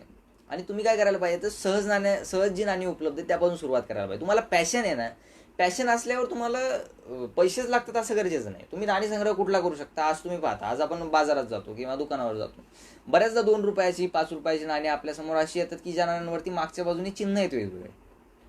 त्या नाण्यांना आपण कमोमरेटिव्ह कॉईन्स म्हणतो, म्हणजे जी स्मारक नाणी त्याला आपण मराठीत म्हणतो की वेगवेगळ्या आपण त्याला काय म्हणू की वेगळ्या एखाद्या घटनेच्या स्मरणार्थ ती नाणी बनवली जातात. तर त्याला आपण कमोमरेटिव्ह कॉईन्स म्हणतो. मग कमोमरेटिव्ह कॉईन्सपासून तुम्ही सुरू करू शकता. कमोमरेटिव्ह कॉईन्सला तर काय तुम्हाला पैसे लागत नाही ना, ते तुम्हाला फुकट मिळेल. म्हणजे जेवढी त्या नाण्याची व्हॅल्यू तेवढीच त्याची व्हॅल्यू आहे. मग आजपर्यंत जेवढी कमोमरेटिव्ह कॉईन्स निघाली तेवढी सगळी जमा करा. एक एक नाणं करत जमा करा. पॅशनच आहे ना. नाणी संग्रह तुम्हीही करत आहात, तुम्हाला कोणी डावलू शकत नाही की तुम्ही नाणी संग्रह नाही करत. म्हणजे सपोज जर मी सोन्याच्या नाण्यांचा संग्रह करतोय आणि एखादा कमोमरेटिव्ह कॉईन्सच्या नाण्यांचा संग्रह करतोय, तर मी हे नाही म्हणू शकत की तुझा संग्रह लहान आहे, कारण की तो त्याच्या जागी उच्च आहे आणि तुम्ही तुमच्या जागी उच्च आहात. फरक फक्त पैशाचा आहे. बाकी पॅशन त्याच्यातही तेवढंच आहे आणि तुमच्यातही तेवढंच आहे. त्यामुळे त्याच्याने तुम्हाला कमी जास्तपणा दाखवू शकत नाही आणि त्याच्याने कमी जास्तपणा ठरतही नाही. सहज उपलब्ध नाण्यापासून तुम्ही सुरुवात करा, हा पहिला पॉईंट झाला. दुसरा पॉईंट आवर्जून मी सांगतो की तुम्ही विषयाची निवड करा नाणी संग्रह करताना. म्हणजे तुम्ही कुठल्याही विषयाची निवड करू शकता. म्हणजे तसे जवळजवळ खूपसे विषय, म्हणजे शेकडो विषय यामध्ये आहेत. तुम्ही कुठलाही विषय त्यामधला निवडू शकता. पहिला म्हणजे तुम्हाला जर काही विषय मी तुम्हाला सांगतो थोडक्यात की तुम्ही कुठल्या कारण की हे बघा, सपोज आता मी जर ठरवलं की मला भारताची नाणी जमा करायची, तर मी भारताला जवळजवळ 2600 वर्षाचा नाण्यांचा इतिहास आहे. मग 2600 वर्षाचा नाण्यांचा इतिहास असताना मी सगळं तर नाही करू शकत, कारण की सगळं करणं शक्यच नाही. म्हणजे माझं अख्खं आयुष्य जरी मी घातलं तरी सुद्धा सगळी नाणी माझ्याकडून संग्रह होऊ शकत नाही. त्यामुळे मला काय करावं लागतं, एक ठराविक विषय निवडावा लागतो. की मग मी विषय काय निवडणार की मग एखाद्या देशाची नाणी जमा करतो, पण त्यातही तुम्हाला सब विषय निवडावा लागतो. सपोज आता तुम्ही असं ठरवा की एखादा नाणी संग्रह आहे की मला फक्त म्हणजे चायना याच देशाची नाणी आणि नोटा जमा करायच्या. तुम्ही करू शकता ते, दॅट इज इझी, ती अडचण नाही. तर तुम्ही त्या प्रकारे एका विषयाची निवड केली पाहिजे. पुढचं म्हणजे काय की ज्यावेळी तुम्ही नेक्स्ट स्टेजला जाता, म्हणजे तुम्ही एक बेसिक तुम्ही कमोमरेटिव्ह कॉईन्स संग्रह केला, तुम्हाला त्याचा एक छंद, तुम्हाला एक त्याची आयडिया आली की नाणी संग्रह कसा करतात वगैरे वगैरे. मग तुम्ही काय करू शकता की 2 देशांच्या आपसात असलेला जो संबंध आहे त्याविषयी नाणी जमा करू शकता. म्हणजे कसं तुम्हाला सांगतो की ट्रेड रूट जो होता, तर ट्रेड रूटवरून बऱ्याचशा देशांचे व्यवहार चालायचे. अजूनही भारतामध्ये रोमन कॉईन्स सापडतात, ग्रीक कॉईन्स सापडतात, पोर्तुगीज कॉईन्स सापडतात. तर या 2 सत्तांच्या आपसातील जे संबंध आहेत तर त्याची नाणी तुम्ही जमा करू शकता. एक्झाम्पल म्हणून आणखी सांगतो की इतिहासातील एका ठराविक काळातील नाणी तुम्ही जमा करू शकता. जसं की सपोज आता माझं उदाहरण द्यायचं झालं तर मी ठराविक काळाचं म्हटलं तर मी क्षत्रप कॉईन्स गोळा करतो, सातवाहन कॉईन्स गोळा करतो आणि शिवाजी महाराजांची नाणी गोळा करतो. म्हणजे मी काय करतो की ठराविक डायनॅस्टीज आणि ठराविक काळातली नाणी जमा करतो. मराठा कॉईन्सबद्दल बोलाल म्हणजे माझ्या संग्रहातले तर मी शिवराई यावर माझा जास्त फोकस आहे की बेसिकली शिवराई जमा करायची. शिवराईची व्हरायटीज असतील, शिवराईचे प्रकार असतील, या सगळ्या विषयावर मी भर देतो. म्हणजे तुम्हाला या विषयाचं असं एक तुम्हाला सब टॉपिक असा जो आहे तो निवडावा लागतो. त्यानंतर पुढचा एका ठराविक राज्याची नाणी. एका राजाने किंवा एका राज्यामध्ये, एका डायनॅस्टीमध्ये खूप सारे राजे आजपर्यंत झालेले आहेत. म्हणजे जर समजा आपण मराठा डायनॅस्टी जरी घेतली तरी सुद्धा छत्रपती शिवाजी महाराजांपासून संभाजी महाराज, राजाराम महाराज, रामराजा महाराज, शाहू महाराज वगैरे असे खूप सारे राजे झाले, यांचे सुद्धा तुम्ही नाणी जमा करू शकता. एन्शियंट इंडियात बोलाल तर क्षत्रप डायनॅस्टी तुम्ही घ्या की क्षत्रप डायनॅस्टीमध्ये जवळजवळ 30पेक्षा जास्त राजे झालेत. तुम्ही तो जरी विषय घेतला ना तुमच्या संग्रहासाठी तरी बेस्ट आहे. म्हणजे त्या नाण्यांविषयी नेहमीच मला अट्रॅक्शन राहिलेलं आहे क्षत्रप नाण्यांविषयी, आणि मी स्वतः संग्रहसुद्धा करतो. माझ्या संग्रहात जवळजवळ त्यातले 20 राजे आता झाले असतील, 10 राजे बाकी आहेत, तर ते कालांतराने होतील समजा. तर या राजांची नाणी तुम्ही जमा करू शकता. मग त्याचे क्षत्रप, महाक्षत्रप असेल, त्यातल्या व्हरायटीज वगैरे वगैरे, मग सगळ्या गोष्टी तुम्ही जमा करू शकता. म्हणजे तुम्हाला नाणी संग्रह करताना बेसिकली एक तुमचा जो आहे एका ठराविक राज्याची नाणी तुम्ही जमा करावी, असा एक उद्देश तुम्हाला मी देतो. त्यानंतर आणखी शॉर्टमध्ये तुम्हाला फक्त त्याची एक हेडिंग सांगून देतो की एकाच राज्यकर्त्याची नाणी. म्हणजे जसं की समुद्रगुप्त असेल, गुप्तामधला, तर समुद्रगुप्ताने खूप साऱ्या प्रकारची नाणी पाडली, खूप साऱ्या व्हरायटीची नाणी पाडली, ती नाणी तुम्ही जमा करू शकता.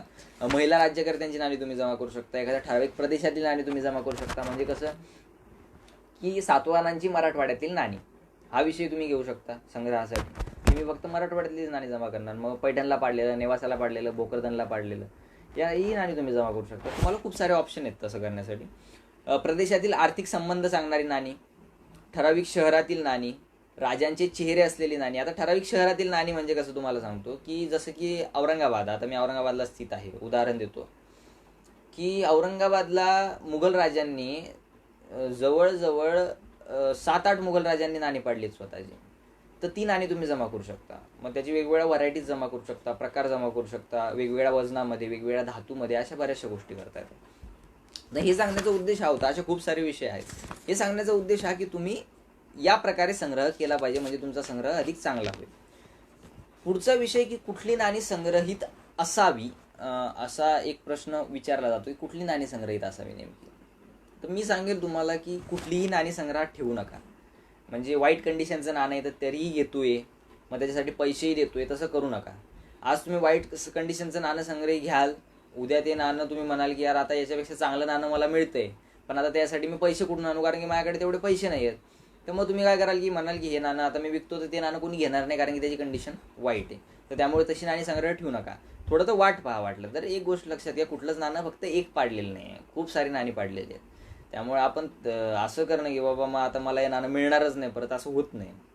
आयुष्यात तुम्हाला कधी ना कधी एकदा तरी ते नाणं तुमच्या हातात येईल.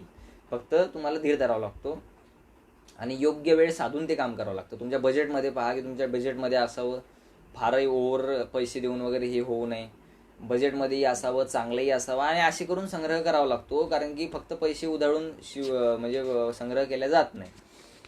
तर त्या प्रकारची नाणी तुमच्या संग्रही असावी. आता जरा प्रश्नांकडे वळूया.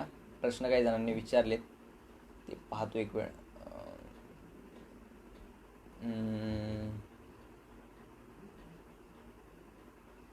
ओके, शिवराई असेल तर दाखवावे कृपया. दाखवतो ना सर, एक मिनटं, मी शिवराई दाखवतो. तुम्ही व्हिडिओमध्ये चालू राहा, मी शिवराई दाखवतो, काही अडचण नाही. आता एक प्रश्न, आता पुढचं जे आहे टॉपिक आपला, तो आहे नाणी कुठे मिळतात. हा खूप जणांना प्रश्न पडतो की नेमकी नाणी कुठं मिळतात बाबा, तुम्ही कुठून आणता नाणी. तर नाणी मिळण्याचे खूप सारे वेगवेगळे स्रोत आहेत, ज्याला आपण सोर्सेस असं म्हणतो. हे सोर्सेस तुम्हाला कधी कुणीही सांगत नाही, हे तुम्हाला स्वतः शोधावे लागतात, स्वतःच तुम्हाला मेहनत करावी लागते. त्यातला पहिला सोर्स तुम्हाला सांगतो महत्त्वाचा. मला ज्या लोकांविषयी फार आदर वाटतो त्या लोकांविषयी, ते म्हणजे झारेकरी. आज लोक त्यांच्याकडून नाणी घेतात, मोठे होतात, खूप पैशाने नाणी म्हणजे पुढे विकतात, किंवा मग त्याच्यावर रिसर्च पेपर पब्लिश करतात आणि असं सांगतात की हे मी उजेडात आणलं. खरं म्हणजे ही नाणी झाडेकरी उजेडात आणत असतात. फक्त झाडेकरी शिकलेले नाही आहेत म्हणून ते रिसर्च पेपर लिहू शकत नाही, एवढाच विषय.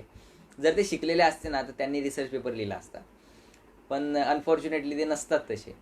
झारेकरांना मी फार जवळून पाहिले. मी झारेकरांना, खूप साऱ्या झारेकरांना ओळखतो अजूनही. ते मधून मधून मला फोन करतात, विचारतात काय चाललंय दादा, काय नाही. मी त्यांना बऱ्याचदा फोन करतो. तर यातून काय होतं ना, एक कनेक्शन तुमचं निर्माण होतं. आणि हे झारेकरी मेन स्रोत आहेत जिथून नाणी येतात, जिथून आज इतिहास जो आहे ना, हा सगळा इतिहास जो आज आपल्याला दिसतोय पडद्यावरती, पुस्तकांमध्ये इतिहास दिसतोय, तर ह्या पुस्तकांमधली जी नाणी आहेत ही झारेकरी आणतात. आणि झारेकऱ्यांकडून ही नाणी येतात, जी नदीत वाहत येतात, जी नाणी वर्षानुवर्षाचा सांभाळून, तर त्यातून ही नाणी आलेली असतात. ते पहिलं.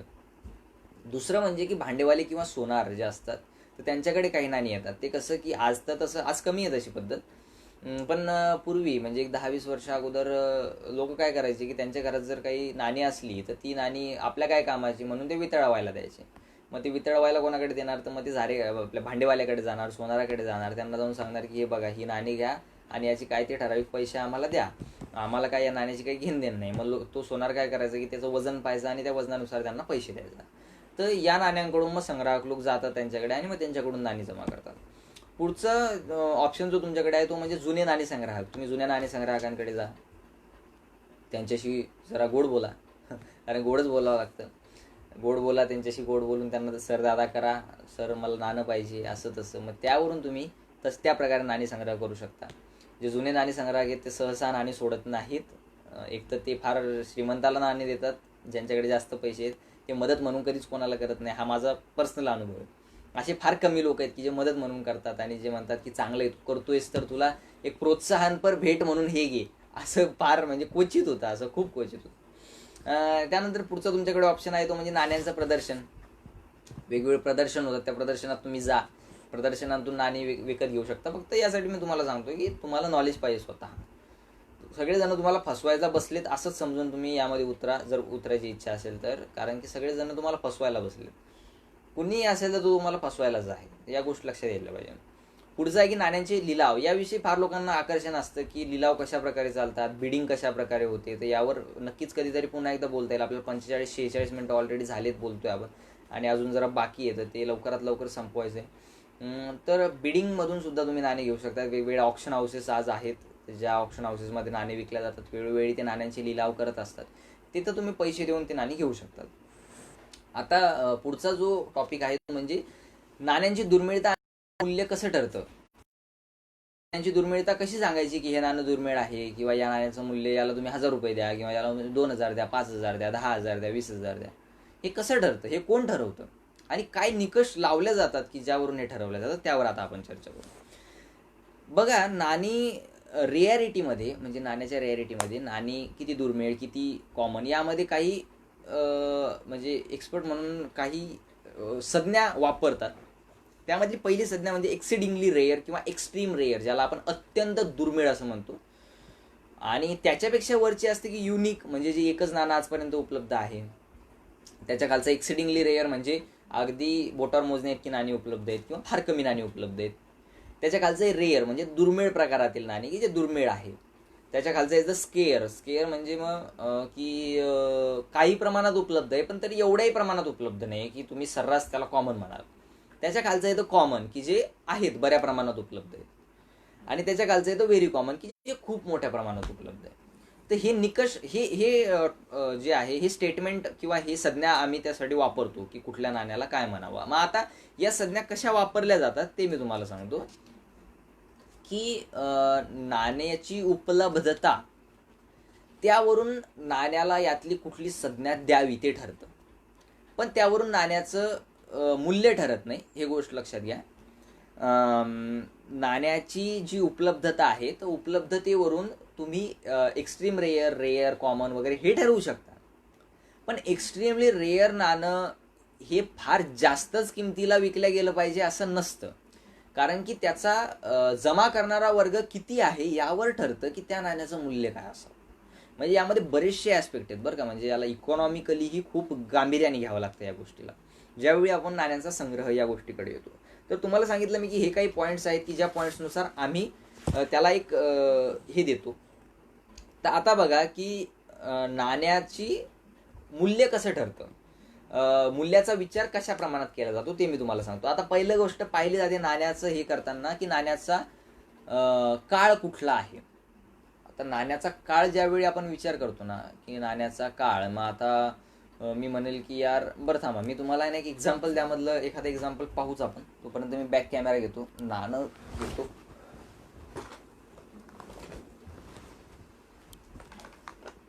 हां, ओके. एखादं नाणं घेतो आणि तुम्हाला दाखवतो. एका जणांनी शिवराई मला आत्ता विचारली होती, तर ही शिवराई माझ्या हातामध्ये आहे. ती मी तुम्हाला बॅक कॅमेऱ्याने दाखवतो, आणखी स्पष्टपणे तुम्हाला दिसेल. हां, तर नाण्यांचे मूल्य कसं ठरतं. आता हे बघा, आता हे जे माझ्या हातात हे जे नाणं आहे, तर हे आहे मोहम्मद तुगलकाचा, जो त्यांनी टंका चालू केला होता ना ब्रासचा, ज्याला त्यांनी सोन्याचं मूल्य दिलं होतं, तो हा टंका आहे, देवगिरीला पाडलेला. तर आता याच्यावर आपण विचार करू या पर्टिक्युलर कॉईनवरती, किंवा मग इतरही कॉईन आपल्याला घेता येईल.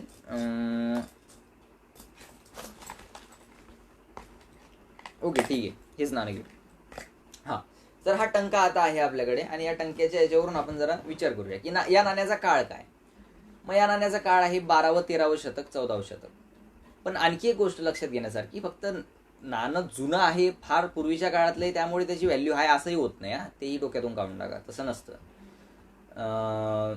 ज्या तुमच्या जे नाण्याचं बेसिक हे नाण्याचा काळ हे तुमच्या दुर्मिळतेला म्हणजे ग्राह्यच गेला पाहिजे, ग्राह्य धरल्याच गेला पाहिजे असं काही गरजेचं नसतं. त्यामुळे त्याच्यावर काही फार गोष्टी उपलब्ध नसतात. त्या पुढचं येतं नाण्याची स्थिती, की नाणं कुठल्या स्थितीत आहे त्यावरून त्याचं एक मूल्य ठरवलं जातं. आता नाण्याची स्थिती सांगताना आम्ही काही शब्द वापरतो त्याच्यासाठी. त्यातला पहिला शब्द आहे अनसर्क्युलेटेड. म्हणजे अनसर्क्युलेटेड म्हणजे काय, की आजपर्यंत बाबा चलनातच आलेलं नाहीये. म्हणजे आता हे जे आहे, हे माझ्या हातामध्ये एक पीस आहे 5 रुपयाचं, तर हे अनसर्क्युलेटेड आहे, म्हणजे आजपर्यंत हे चलनात गेलेलं नाही, हे बँकेतून सरळ माझ्याकडे आलं. तर त्यामुळे याला मी काय म्हणतो, की याला म्हणतो अनसर्क्युलेटेड, की हे आजपर्यंत चलनात गेलेलं नाही, बाजारात गेलेलं नाही, त्यामुळे त्याला आपण अनसर्क्युलेटेड ही संज्ञा वापरतो. पुढचा आहे की एक्स्ट्रीमली फाईन. एक्स्ट्रीमली फाईन हा शब्द याच्यासाठी वापरला जातो ज्या नाण्यावरती 95% अक्षरं पूर्ण आलेत. म्हणजे आता या नाण्याला आपण एक्स्ट्रीमली फाईन म्हणू शकतो, कारण की यावरती जवळजवळ सगळेच अक्षरं स्पष्ट आलेत. आता हे यामुळे दिसणार नाही, बॅक कॅमेऱ्याने दाखवायचा प्रयत्न करेन. त्याला आपण एक्स्ट्रीमली फाईन म्हणू शकतो. व्हेरी फाईन ही पुढची संज्ञा आहे, की ज्यामध्ये तुम्हाला जवळजवळ 75% नाणं जे आहे ते स्थितीत आहे, ओके आहे, त्याला आपण व्हेरी फाईन म्हणतो. पुढचं येतं फाईन, ज्यामध्ये 50% नाणं तुमचं व्यवस्थित स्थितीत आहे. आणि पुढचं येतं व्हेरी गुड, ज्यामध्ये 25% नाणं व्यवस्थित स्थितीत आहे. आणि पुढचं येतं गुड, ठीकठाक आहे, की ज्यामध्ये नाण्यावरचे अक्षरं अंधुक झालेत पण नाणं आहे बाबा.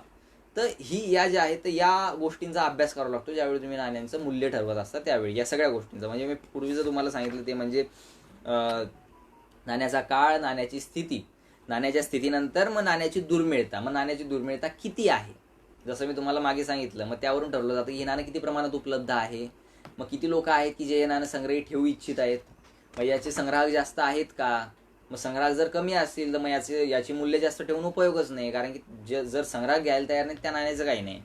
मग संग्राहकाच्या दृष्टीने मग संग्राहक किती आहे यावर याचा विचार केला जातो.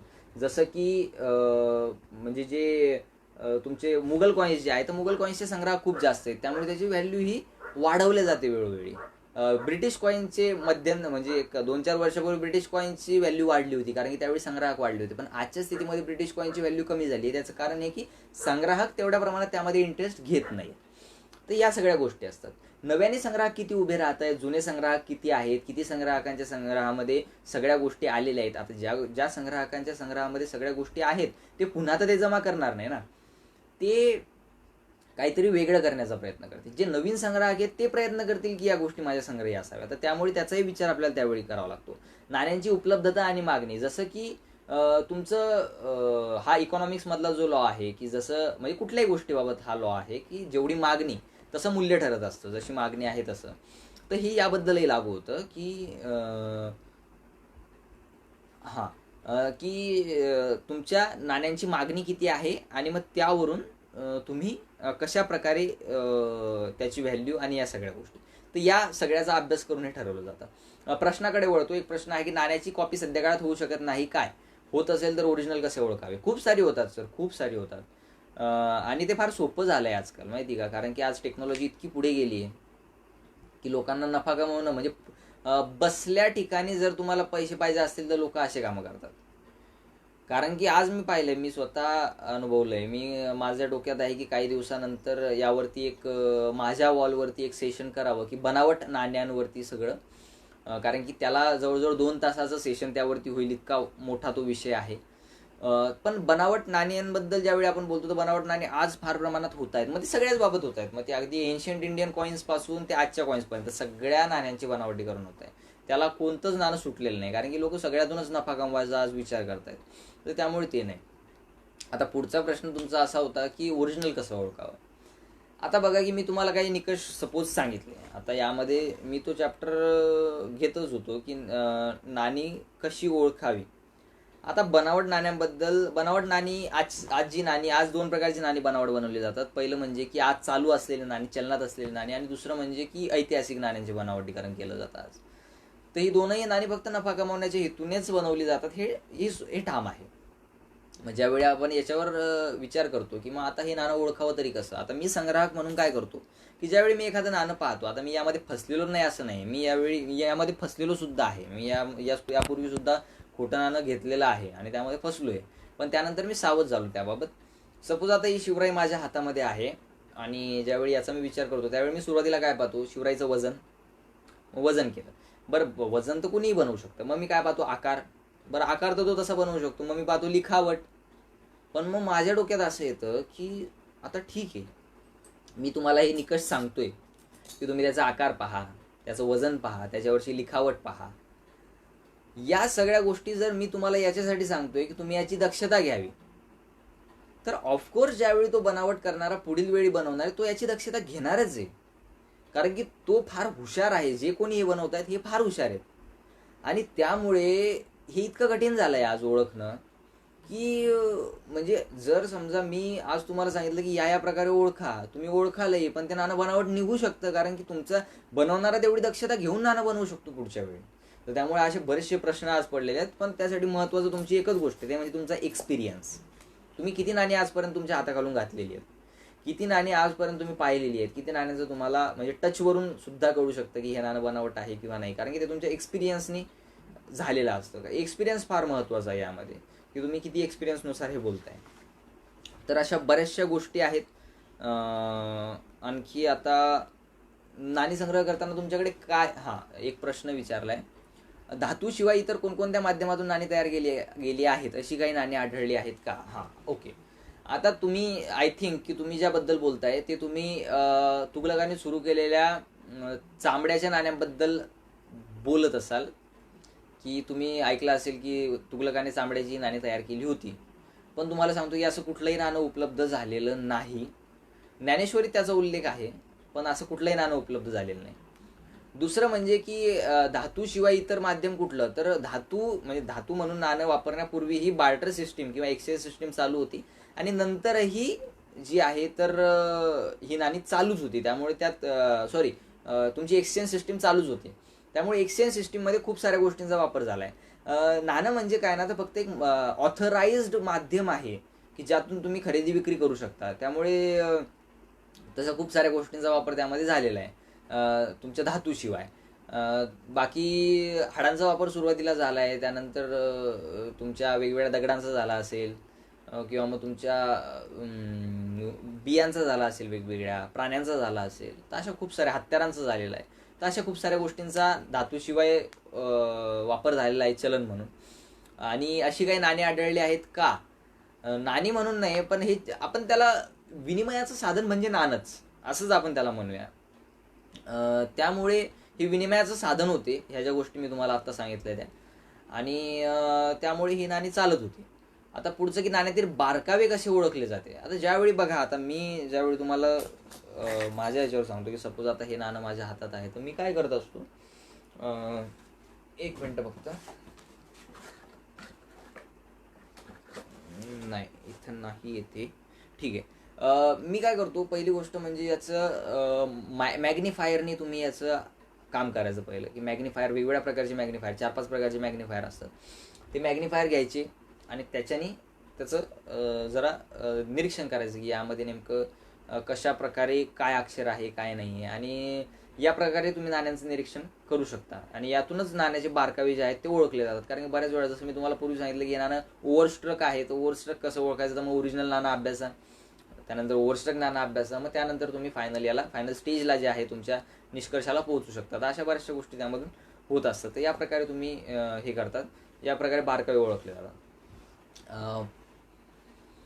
पुढचा एक प्रश्न आहे, पुढचं एक असतं की नाणी संग्रह करताना तुमच्याकडे काय काय हवं असतं, असा एक प्रश्न विचारला जातो. की मग आता मी नाणी संग्रह करायचं तर म्हणतोय, पण माझ्याकडे काय काय पाहिजे मग नाणी संग्रह करण्यासाठी. तर मी माझ्या एक्सपिरियन्सवरून सांगतो. पहिली गोष्ट, तुम्हाला हे ठाऊक पाहिजे की तुम्हाला जमा काय करायचं. जर तुम्हाला ते ठाऊक नसेल, तुम्ही नाणी संग्रह करूच नका, असं मी तुम्हाला स्पष्ट सांगू इच्छितो. जर तुम्हाला हे माहिती आहे की तुम्हाला काय जमा करायचं आहे, तर तुम्ही नाणी जमा करा, अन्यथा तुम्ही नाणी जमा करू नका. पुढचं म्हणजे की तुम्ही नाणी संग्रहाचा तुमचा जो एरिया आहे संग्राहक लोकांचा, त्याबद्दल तुमचा एक संबंध त्यांच्याशी पाहिजे, एक सलोख्याचा संबंध पाहिजे, की जेणेकरून वेळोवेळी ते तुम्हाला मदत करू शकतील असं. पण प्रॉब्लेम असा होतो यामध्ये की ज्यावेळी त्या लोकांना, म्हणजे काही असतात असे की ज्यावेळी त्यांना कळतं की हे आपल्या पुढे जाण्याच्या, म्हणजे त्यांचा तो एक रेस, म्हणजे मी तुम्हाला पूर्वी सांगितलं की छंद म्हणून नाणी संग्रह मागं पडतोय आणि स्पर्धा म्हणून तो जास्त पुढे येतोय, तर हे फार घातक आहे या छंदासाठी आणि इतिहासासाठी सुद्धा. असं झालं तर माहीत नाही काय होईल. कारण की यातून माझा एक्सपिरियन्स सांगतो, लोक फोटोसुद्धा देत नाही हो अभ्यासाला. आपण फोटो मागितले ना तरीसुद्धा नाही म्हणतात. आणि त्यामुळे जर समजा आपण इतिहास म्हणून आपण प्रयत्न करतोय की या गोष्टी पुढे याव्या, अधिकाधिक लोकांपर्यंत पोहोचाव्या, पण यामध्ये जर स्पर्धाच टिकून राहिली तर माहीत नाही असा किती इतिहास दडून जाईल फक्त पैशाच्या अभावी. आणि फक्त पैशाच्या याच्यावरती, की फक्त पैशाचा एस्पेक्ट धरून लोक चालत राहिले तर माहीत नाही काय होईल. पण ज्यावेळी आपण फोटो मागतो लोकांना की सर मला याचा याचा अभ्यास करायचा आहे, मी यावर लिहू इच्छितो आणि मला फोटो तरी द्या, त्यावेळी ते आपल्याला नकार देतात किंवा काहीतरी कारण देऊन डावलून टाकतात की नाही मी नाही देऊ शकत वगैरे. असं असं व्हायला नाही पाहिजे, अशी माझं मत आहे. कारण की जर तुम्ही या विषयाला प्रमोट केलं तर हा विषय पुढे जाईल, अन्यथा मग काय, मग तर सगळं हे मातीतच जाणार आहे. त्यामुळे ती गोष्ट आपण पाहिली पाहिजे. पुढचं की तुम्ही वेगवेगळ्या नाण्यांच्या संशोधन संस्था असतात, संशोधन नाही म्हणू शकत पण नाण्यांच्या संस्था असतात ज्यामध्ये वेगवेगळे नाणी संग्राहक एकत्र येतात. तर त्या जसं आज मी राष्ट्रीय मुद्रा परिषदचा सहसंयोजक आहे महाराष्ट्र राज्याचा, तर ही एक संस्था आहे. नाशिकची संस्था आहे, पुण्याची संस्था आहे, मुंबईची संस्था आहे. यांच्याशी तुम्ही कनेक्टेड पाहिजे की वेळोवेळी तुम्हाला अपडेट्स कळत राहतील, वेगवेगळे प्रोग्राम्स कळत राहतील, यामधून तुम्ही वेगवेगळ्या गोष्टी करू शकता. त्यानंतर नाण्यांवर महत्त्वाचं तुमच्याकडे नाण्यांवरची पुस्तकं पाहिजे, की तुम्ही अभ्यास करण्यासाठी त्यावरची पुस्तकं तुमच्याकडे पाहिजे की ज्यावरून तुम्ही त्या पुस्तकांवरून तुम्ही अभ्यास करू शकता. म्हणजे आज मी तुम्हाला या गोष्टी ज्या गोष्टी मी आज तुम्हाला सांगितलं या पडद्याच्या मागच्या गोष्टी आहेत, म्हणून पडद्याच्या पुढच्या गोष्टी, नाण्यावर काय लिहिलंय, नाण्याच्यावर लेख काय वगैरे, या गोष्टी करण्यासाठी तुमच्याकडे पुस्तकं पाहिजे. पुस्तकांवरून अभ्यास करून तुम्ही करू शकता. पुढचं तुमच्याकडे काय पाहिजे तर या प्रकारचे, आता हे पहा मी तुम्हाला एक्झाम्पल दाखवतोय, हा अल्बम आहे नाण्यांचा. ओके, यामध्ये मी या प्रकारे नाणी ठेवलेली आहेत काही. ओके, तर हा अशा प्रकारचे अल्बम तुमच्याकडे पाहिजे जर तुम्ही नाणी संग्रह करू इच्छितात तर. म्हणजे यामधून काय होतं की तुमची नाणी सेफ राहतात, व्यवस्थित राहतात, नाण्याला कुठली इजा होत नाही, काही नाही. तर या प्रकारे तुम्ही नाणी व्यवस्थित ठेवू शकता तुमचं. अशा प्रकारचे अल्बम तुम्ही वापरा. त्यानंतर तुमच्याकडे वेट मशीन पाहिजे. माझं वेट मशीनही होतं इथे. वेट मशीन तुमच्याकडे पाहिजे की ज्यावरती तुम्ही वजन त्याचं करू शकता आणि या वजनावरूनही तुम्हाला जे आहे तर तुम्ही त्याचा अभ्यास त्यातून तुमचा होईल.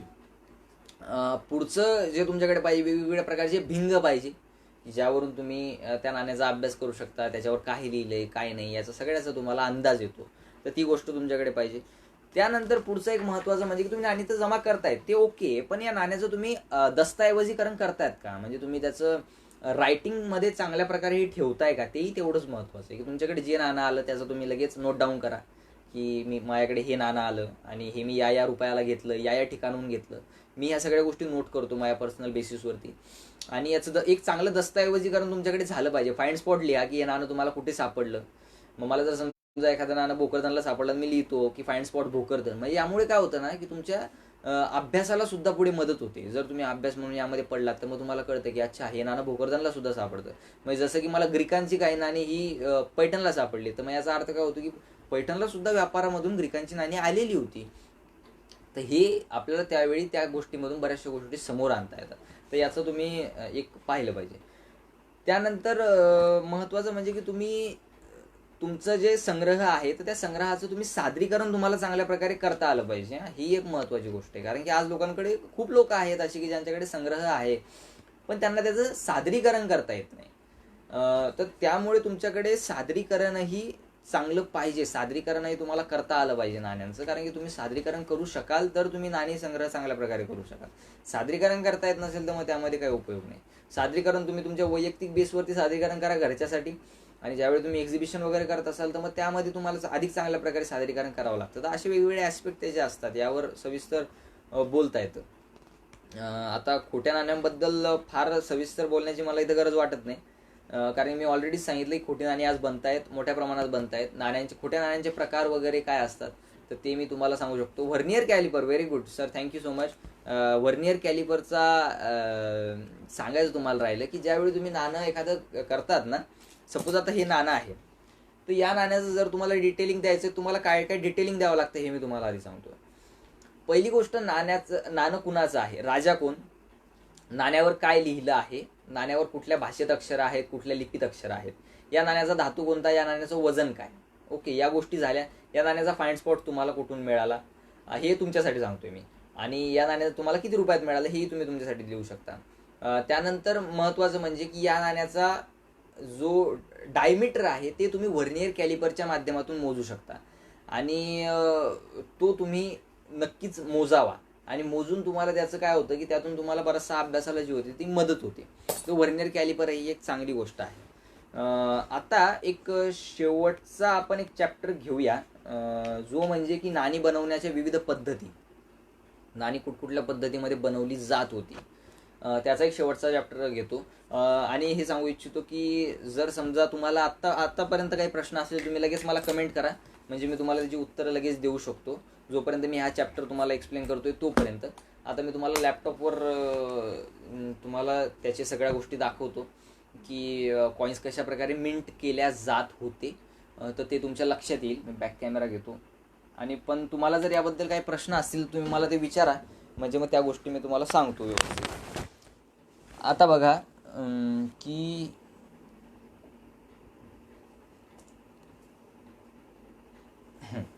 नाणी संग्रह आणि संग्राहक या विषयावर आज आपण बोलतोय. तुम्हाला माहिती आहे भारतातली जी पहिली नाणी आपण म्हणतो की ती होती पंचमार्क कॉईन्स. भारतातील सर्वप्रथम नाणी आपण म्हणतो. ही नाणी जी आहे ही डायस्ट्रक टेक्निकनी बनवली जायची, पण यांची डायस्ट्रकची पद्धती जरा वेगळी होती. या नाण्यांचं काय केलं जायचं की सुरुवातीला धातूचा तुकडा घेतला जायचा फक्त. म्हणजे कसं की आता बघा हे जे आहे तर हा धातूचा तुकडा घेतलाय मी. हा धातूचा तुकडा घेऊन मी काय करणार की हा धातूचा तुकडा असा आडवा ठेवणार. ही जी आहे ही डाय आहे, या छोट्या छोट्या डाईज. मी काय करणार, ही डाय सपोज आणि हा माझा धातूचा तुकडा आहे, तर मी यावरती ही डाय इकडच्या बाजूने ठेवणार आणि वरतून हातोडा मारणार. त्याच्यामुळे काय होणार की या बाजूला एक सिम्बॉल उमटून येणार आणि दुसऱ्या बाजूला इकडे मारणार, म्हणजे हे या बाजूला उमटून येईल. याला म्हणतात बेंट बार. काय होतं आपसुकच, म्हणजे ज्यावेळी यावर हे मारलं जातं त्यावेळी याचा आकार जो आहे तो असा बेंट होऊन जातो, तर याला बेंट बार असं म्हणतात. ही गांधार जनपदाचा बेंट बार आहे आणि ही जी आहे तर हे मगध जनपदाचं कॉईन आहे. तर यावरती तुम्ही पाहिलं की यावरती छोटे छोटे सिम्बॉल्स यावरती अंकित केले. मग यामध्ये तुम्हाला माणसं दिसत आहेत. इथं तुम्हाला एक कोंबडा दिसतोय जो तुम्हाला याच्यावरती उभा आहे तुमच्या 6 कमानीच्या चैत्यावरती. तर या ज्या गोष्टी आहेत या सेपरेटली यावर टांगसाळीत केल्या जातात. म्हणजे यावरती ती जी डाय आहे ती डाय ठेवली जाते आणि त्यावरून हातोडा मारला जातो. तर या प्रकारे ते काम केलं जातं आणि या प्रकारे पंचमार्क कॉईन्स बनत होते. पंचमार्क कॉईन्स एन्शियंट इंडियामध्ये ज्यावेळी लुप्त झाले, म्हणजे मगध वगैरे नंतर, त्यानंतर पंचमार्क कॉईनची टेक्निक ही यादवमध्ये पुन्हा आली होती आणि यादवमध्ये पुन्हा ती नाणी त्या प्रकारे बनवणं सुरू झालं होतं आणि तेही फार इंटरेस्टिंग आहे. त्यानंतर डायस्ट्रक टेक्निक तुम्हाला सांगतो. डायस्ट्रक टेक्निक कशी होती. डायस्ट्रक टेक्निकचा अर्थ असा होतो की आवटीच्या माध्यमातून म्हणजे डायच्या माध्यमातून नाणी पाडणे, त्याला आपण डायस्ट्रक टेक्निक म्हणतो. आता डायस्ट्रक टेक्निकमध्ये मिडिएवल इंडियामध्ये म्हणजे अगदी तुम्हाला सांगतो की सुरुवातीला कास्टिंग टेक्निक होती, त्याबद्दलही मी पुढे सांगणार आहे. डायस्ट्रक टेक्निकबद्दल अगोदर सांगतो. मिडिएवल इंडियामध्ये डायस्ट्रक टेक्निक वापरली जायची आणि त्या डायस्ट्रक टेक्निकमध्ये काय केलं जातं, सपोज आता ही शिवराई आहे, तुम्हाला शिवराई पाहिजे होती ती दाखवतो.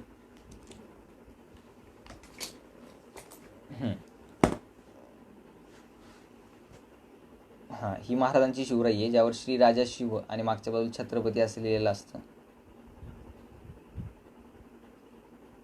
ओके, तर ही महाराजांची शिवराई होती. तर सपोज आता हे शिवराईचंच उदाहरण घेऊ आपण की ही शिवराई आहे. तर ही आता डायस्ट्रक टेक्निकनी कशी मिंट केली जाते. तर सुरुवातीला तुम्हाला काय केलं जातं की खालची डाय आणि वरची डाय अशा 2 डाईज बनवल्या जातात आणि या डायजवरती तुम्हाला जे आहे तर पूर्ण उलटं लिहिलं जातं. ओके, आणि उलट्या प्रकारे लिहिलेलं असतं, निगेटिव्हमध्ये लिहिलेलं असतं. आणि त्यामध्ये तुम्हाला हा जो प्लॅन्चेट म्हणता याला आपण, म्हणजे ज्यावेळी या नाण्यावरती अक्षरं नसतात त्यावेळी याला प्लॅन्चेट म्हणतात. तर हा जो प्लॅन्चेट आहे फक्त हा प्लॅन्चेट याच्यामध्ये ठेवला जातो. मध्ये ठेवल्याच्या नंतर वरची आणि खालची डाय ठेवली जाते आणि वरतून हातोडा मारला जातो. ज्यावेळी हातोडा मारतात तर त्यावेळी ते अक्षरं जे आहेत तर त्यावरती उमटून येतात. म्हणजे जसं की आता या बाजूला तुम्ही जर पाहिलं या बाजूला, तर हे समकालीन एका पुस्तकामधलं हे आहे की कशा प्रकारे नाणी बनवली जातात. हे बघा खाली यांनी फिक्स केलेली खालची डाय आणि ते त्यांनी ठेवले आणि एक जण हातोड्याने मारतोय. तर या प्रकारे जे आहेत ती डायस्ट्रक टेक्निकने नाणी बनवली जायची आणि अगदी लेट मिडिएवल पिरियडपर्यंत याच प्रकारे नाणी बनवली जायची, जोपर्यंत आपल्याकडे मशीन येत आली नव्हती तोपर्यंत. मधल्या काळामध्ये सेमी मशीन मेड कॉईन्ससुद्धा बनले, पण त्यावरती तुम्हाला सेपरेट बोलावं लागेल कधीतरी. जर समजा तुम्हाला म्हणजे तो सेपरेटच विषय होऊ शकतो, त्यावरती आणखी 2 तास बोलता येतील की कशा प्रकारे नाणी बनवली जात होती. पण त्यामध्ये मग सेमी मशीन मेडही येतं आणि मग मशीन मेडही येतं. पण आज आपण फक्त, आणि आता ही बघा ही जी आहे ही औरंगजेबाच्या कॉईनची डाय आहे. औरंगजेबाचं जे चांदीचं कॉईन होतं तर हे सिल्वर रुपीची डाय आहे त्याची. आणि ही डाय जी आहे तर ही डाय इथं ठेवली जायची खालच्या बाजूला किंवा वरच्या बाजूला, मग हे फिक्स करून जे आहे ते यावरून वरतून हातोडा मारला जायचा. तर मग ही डाय आहे त्या औरंगजेबाच्या कॉईनची. तर हे इंटरेस्टिंग आहे फार. त्यानंतर आहे औरंगजेबाचं कॉईन, म्हणजे ही डाय त्याची आणि हे कॉईन. तर म्हणजे ह्या डायनी या प्रकारचे कॉईन बनत होते. ओके, आता कास्ट टेक्निककडे आपण येऊया, की कास्टिंग टेक्निक ही एक एन्शियंट इंडियामध्ये टेक्निक होती जी मोठ्या प्रमाणात वापरली गेली आहे. फक्त काय होतं की ही जरा वेळ खाऊ टेक्निक होती. त्यामुळे लोकांनी याकडे थोडं नंतरच्या काळामध्ये दुर्लक्ष केलेलं आहे. त्या कास्टिंग टेक्निकमध्ये काय केलं जायचं की म्हणजे धातू ओतून नाणं बनवलं जायचं, त्यामुळे याला कास्ट म्हणतात. यामध्ये तुमची डाईज असायच्या आणि डाईज एकावर एक ठेवून मध्ये तुमच्या मेटल ओतलं जायचं. आता हे सपोज आता हे जे नाणं आहे हे तांब्याचं नाणं आहे, तर मग हे कसं बनवलं असेल हे मी तुम्हाला सांगतो. नाणं पाहून घ्या. या नाण्यावर हे जे तुम्हाला दिसतंय ना, ही बाजू आणि ही बाजू, ही दोनही कास्टिंग मार्क्स आहेत. हे नंतर कट करून घेतले जातात नाणे, कारण की हे एकमेकाला जुडलेले असतात. हे दोन नाणे एकमेकाला जुडलेले असतात म्हणून याला कट केलं जातं. तर त्या प्रकारचं ते नाणं आहे. हां, आता हे कास्टिंग टेक्निकचे मी तुम्हाला हे दाखवतो. यातलं हे जे आहे हे रोहतकला मिळालेलं एक कास्टिंग टेक्निकचं आहे, आणि हे जे हे सुनेतला मिळालेलं आहे पंजाबच्या भागामध्ये. यामध्ये जर तुम्ही पाहिलं तर इथं बघा, ही जी डिस्क आहे या डिस्कवरती जे आहे तर इथं तुम्हाला हे जे डॉट्स दिसत आहेत बारीक बारीक, यामध्ये तुमचे कॉईन्स म्हणजे बनत होते. ही वरची डाय, खालची डाय, आणि मग त्यानंतर हे जे वरतून आहे तर हे तुम्ही मेटल ओतायचं. मेटल ओतलं की हे मेटल सगळ्या भागामध्ये पसरणार. मेटल पसरलं की काही काळ ठेवायचं, आणि ते ठेवलं की बरोबर ते वाळल्याच्या नंतर आपोआप तुमचं या प्रकारचं नाणं बनवून यायचं. मग नाणं बनल्याच्या नंतर ते काय करायचे की हे असं कट करून घ्यायचे बाजूबाजूने, किंवा आपलं नाणं जे आहे तर ते तयार राहील. तर या प्रकारे ह्या सगळ्या गोष्टी बनवल्या जायच्या. आणि हेही त्याच प्रकारचं आहे. म्हणजे बघा इथं बघा, वरतून मेटल टाकलं की मेटल इथून आत जाणार, वरची डाय खालची डाय ठेवणार, आणि मग इथून आत गेलं मेटल की इथं नाणं बनून येणार तुमचं. ह्या तिथंच म्हणजे एक गोष्ट बघा, इथं जास्त वेळामध्ये कमी नाणी बनत होती. त्यामुळे ही नाणी जी येतं जरा म्हणजे डोकंदुखी होतं एक नाणं बनवण्यासाठी. तर त्यामुळे ही एक आपल्याला लक्षात घ्यायला पाहिजे. आता बघा, जसं बनावट नाण्यांबद्दल आपण बोलत होतो, तर ही जी आहे ही समकालीन बनावट नाण्याची डाय आहे. ही फेक कॉईनची डाय आहे, पण ती त्याच काळातल्या. आता ही डाय मी तुम्हाला प्रत्यक्ष दाखवतो. ही माझ्या हातात जी आहे ही डाय आहे ती. ओके, हे तुम्हाला कुठेही पाहायला भेटणार नाही, याचं मी तुम्हाला जरा गॅरंटी देऊ शकतो. ही माझ्या पर्सनल कलेक्शनमधली डाय आहे, आणि ही या नाण्याची डाय, हे अवधचं नाणं आहे. आणि यापासून जे आहे तर हे फेक कॉईन बनवले जायचे, आणि हे कास्टिंग टेक्निकनी बनवले जायचे. ओके, खरं म्हणजे आता हे जे खालचं नाणं तुम्हाला दिसतंय ना, तर हे नाणं डायस्ट्रक टेक्निकचं आहे. पण यांनी काय केलं आहे की फेक कॉईन बनवण्यासाठी कास्टिंग टेक्निकचा वापर केला आहे, आणि कास्ट करून हे नाणं बनवलं आहे. आता हे जर तुम्ही पाहिलं तर हे उलटं केलं तर लगेच तुम्हाला त्याचं निगेटिव्ह इम्प्रेशनमध्ये असं नाणं दिसेल. तर म्हणजे अशा बऱ्याचशा गोष्टी आजपर्यंत आपल्याकडे घडल्यात की ज्या फार इंटरेस्टिंग आहेत बोलायला, आणि फार विषयावर आपण त्याच्यावरती फार वेळपर्यंत बोलू शकतो. असं ओव्हरऑल खूप आहे. तर आज जो विषय होता आपला नाणी संग्रह आणि संग्राहक, मला वाटतं तुम्हाला ओव्हरऑल त्याची माहिती आवडली असेल. जरा इंटरेस्टिंग पद्धतीने आपण वेगवेगळ्या गोष्टी समजून घेतल्या. जसं विचारलं, कल्याणीच्या चालुक्यांची नाणी होती आणि खूप प्रकारची नाणी होती. चालुक्यांच्या नाण्यांवरती वेगवेगळे सिम्बॉल्स यायचे. त्याबद्दलही बोलायचं झालं तर एक सेपरेटच सेशन त्याला घ्यावं लागेल. आता थोडक्यात सांगणं शक्य नाही आहे. चालुक्यांची नाणी खूप सुंदर नाणी आहेत ना चालुक्यांची. ती नाणी नक्की कधीतरी त्यावरती नक्की बोलेन.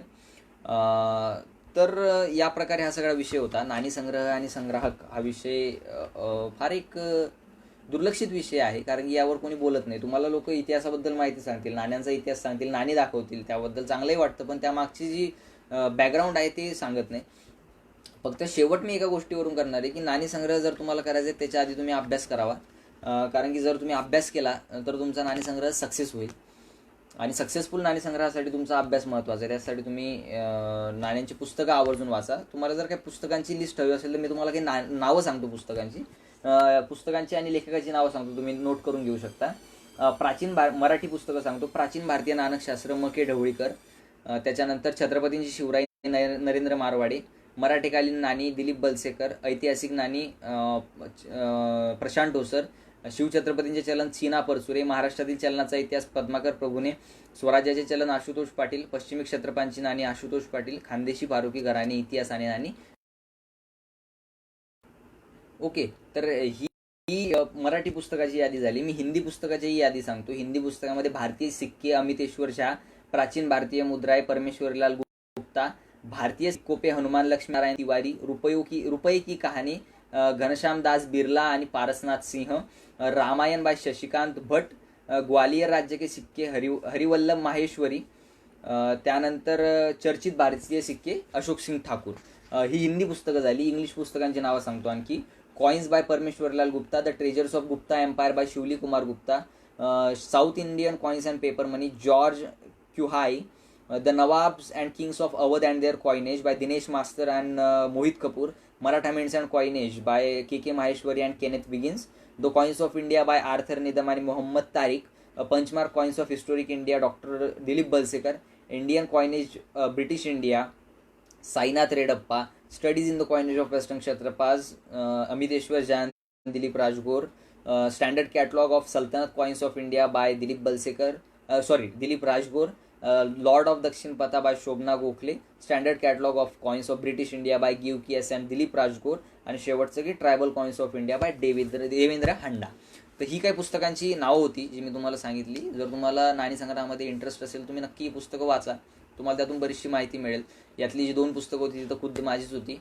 आज मी तुम्हाला ही जी माहिती सांगितली याबद्दल जर आणखी डिटेलमध्ये तुम्हाला माहिती पाहिजे असेल तर हे नाणी संग्रह आणि संग्रह हे माझंच पुस्तक आहे, ते तुम्ही आवर्जून वाचा.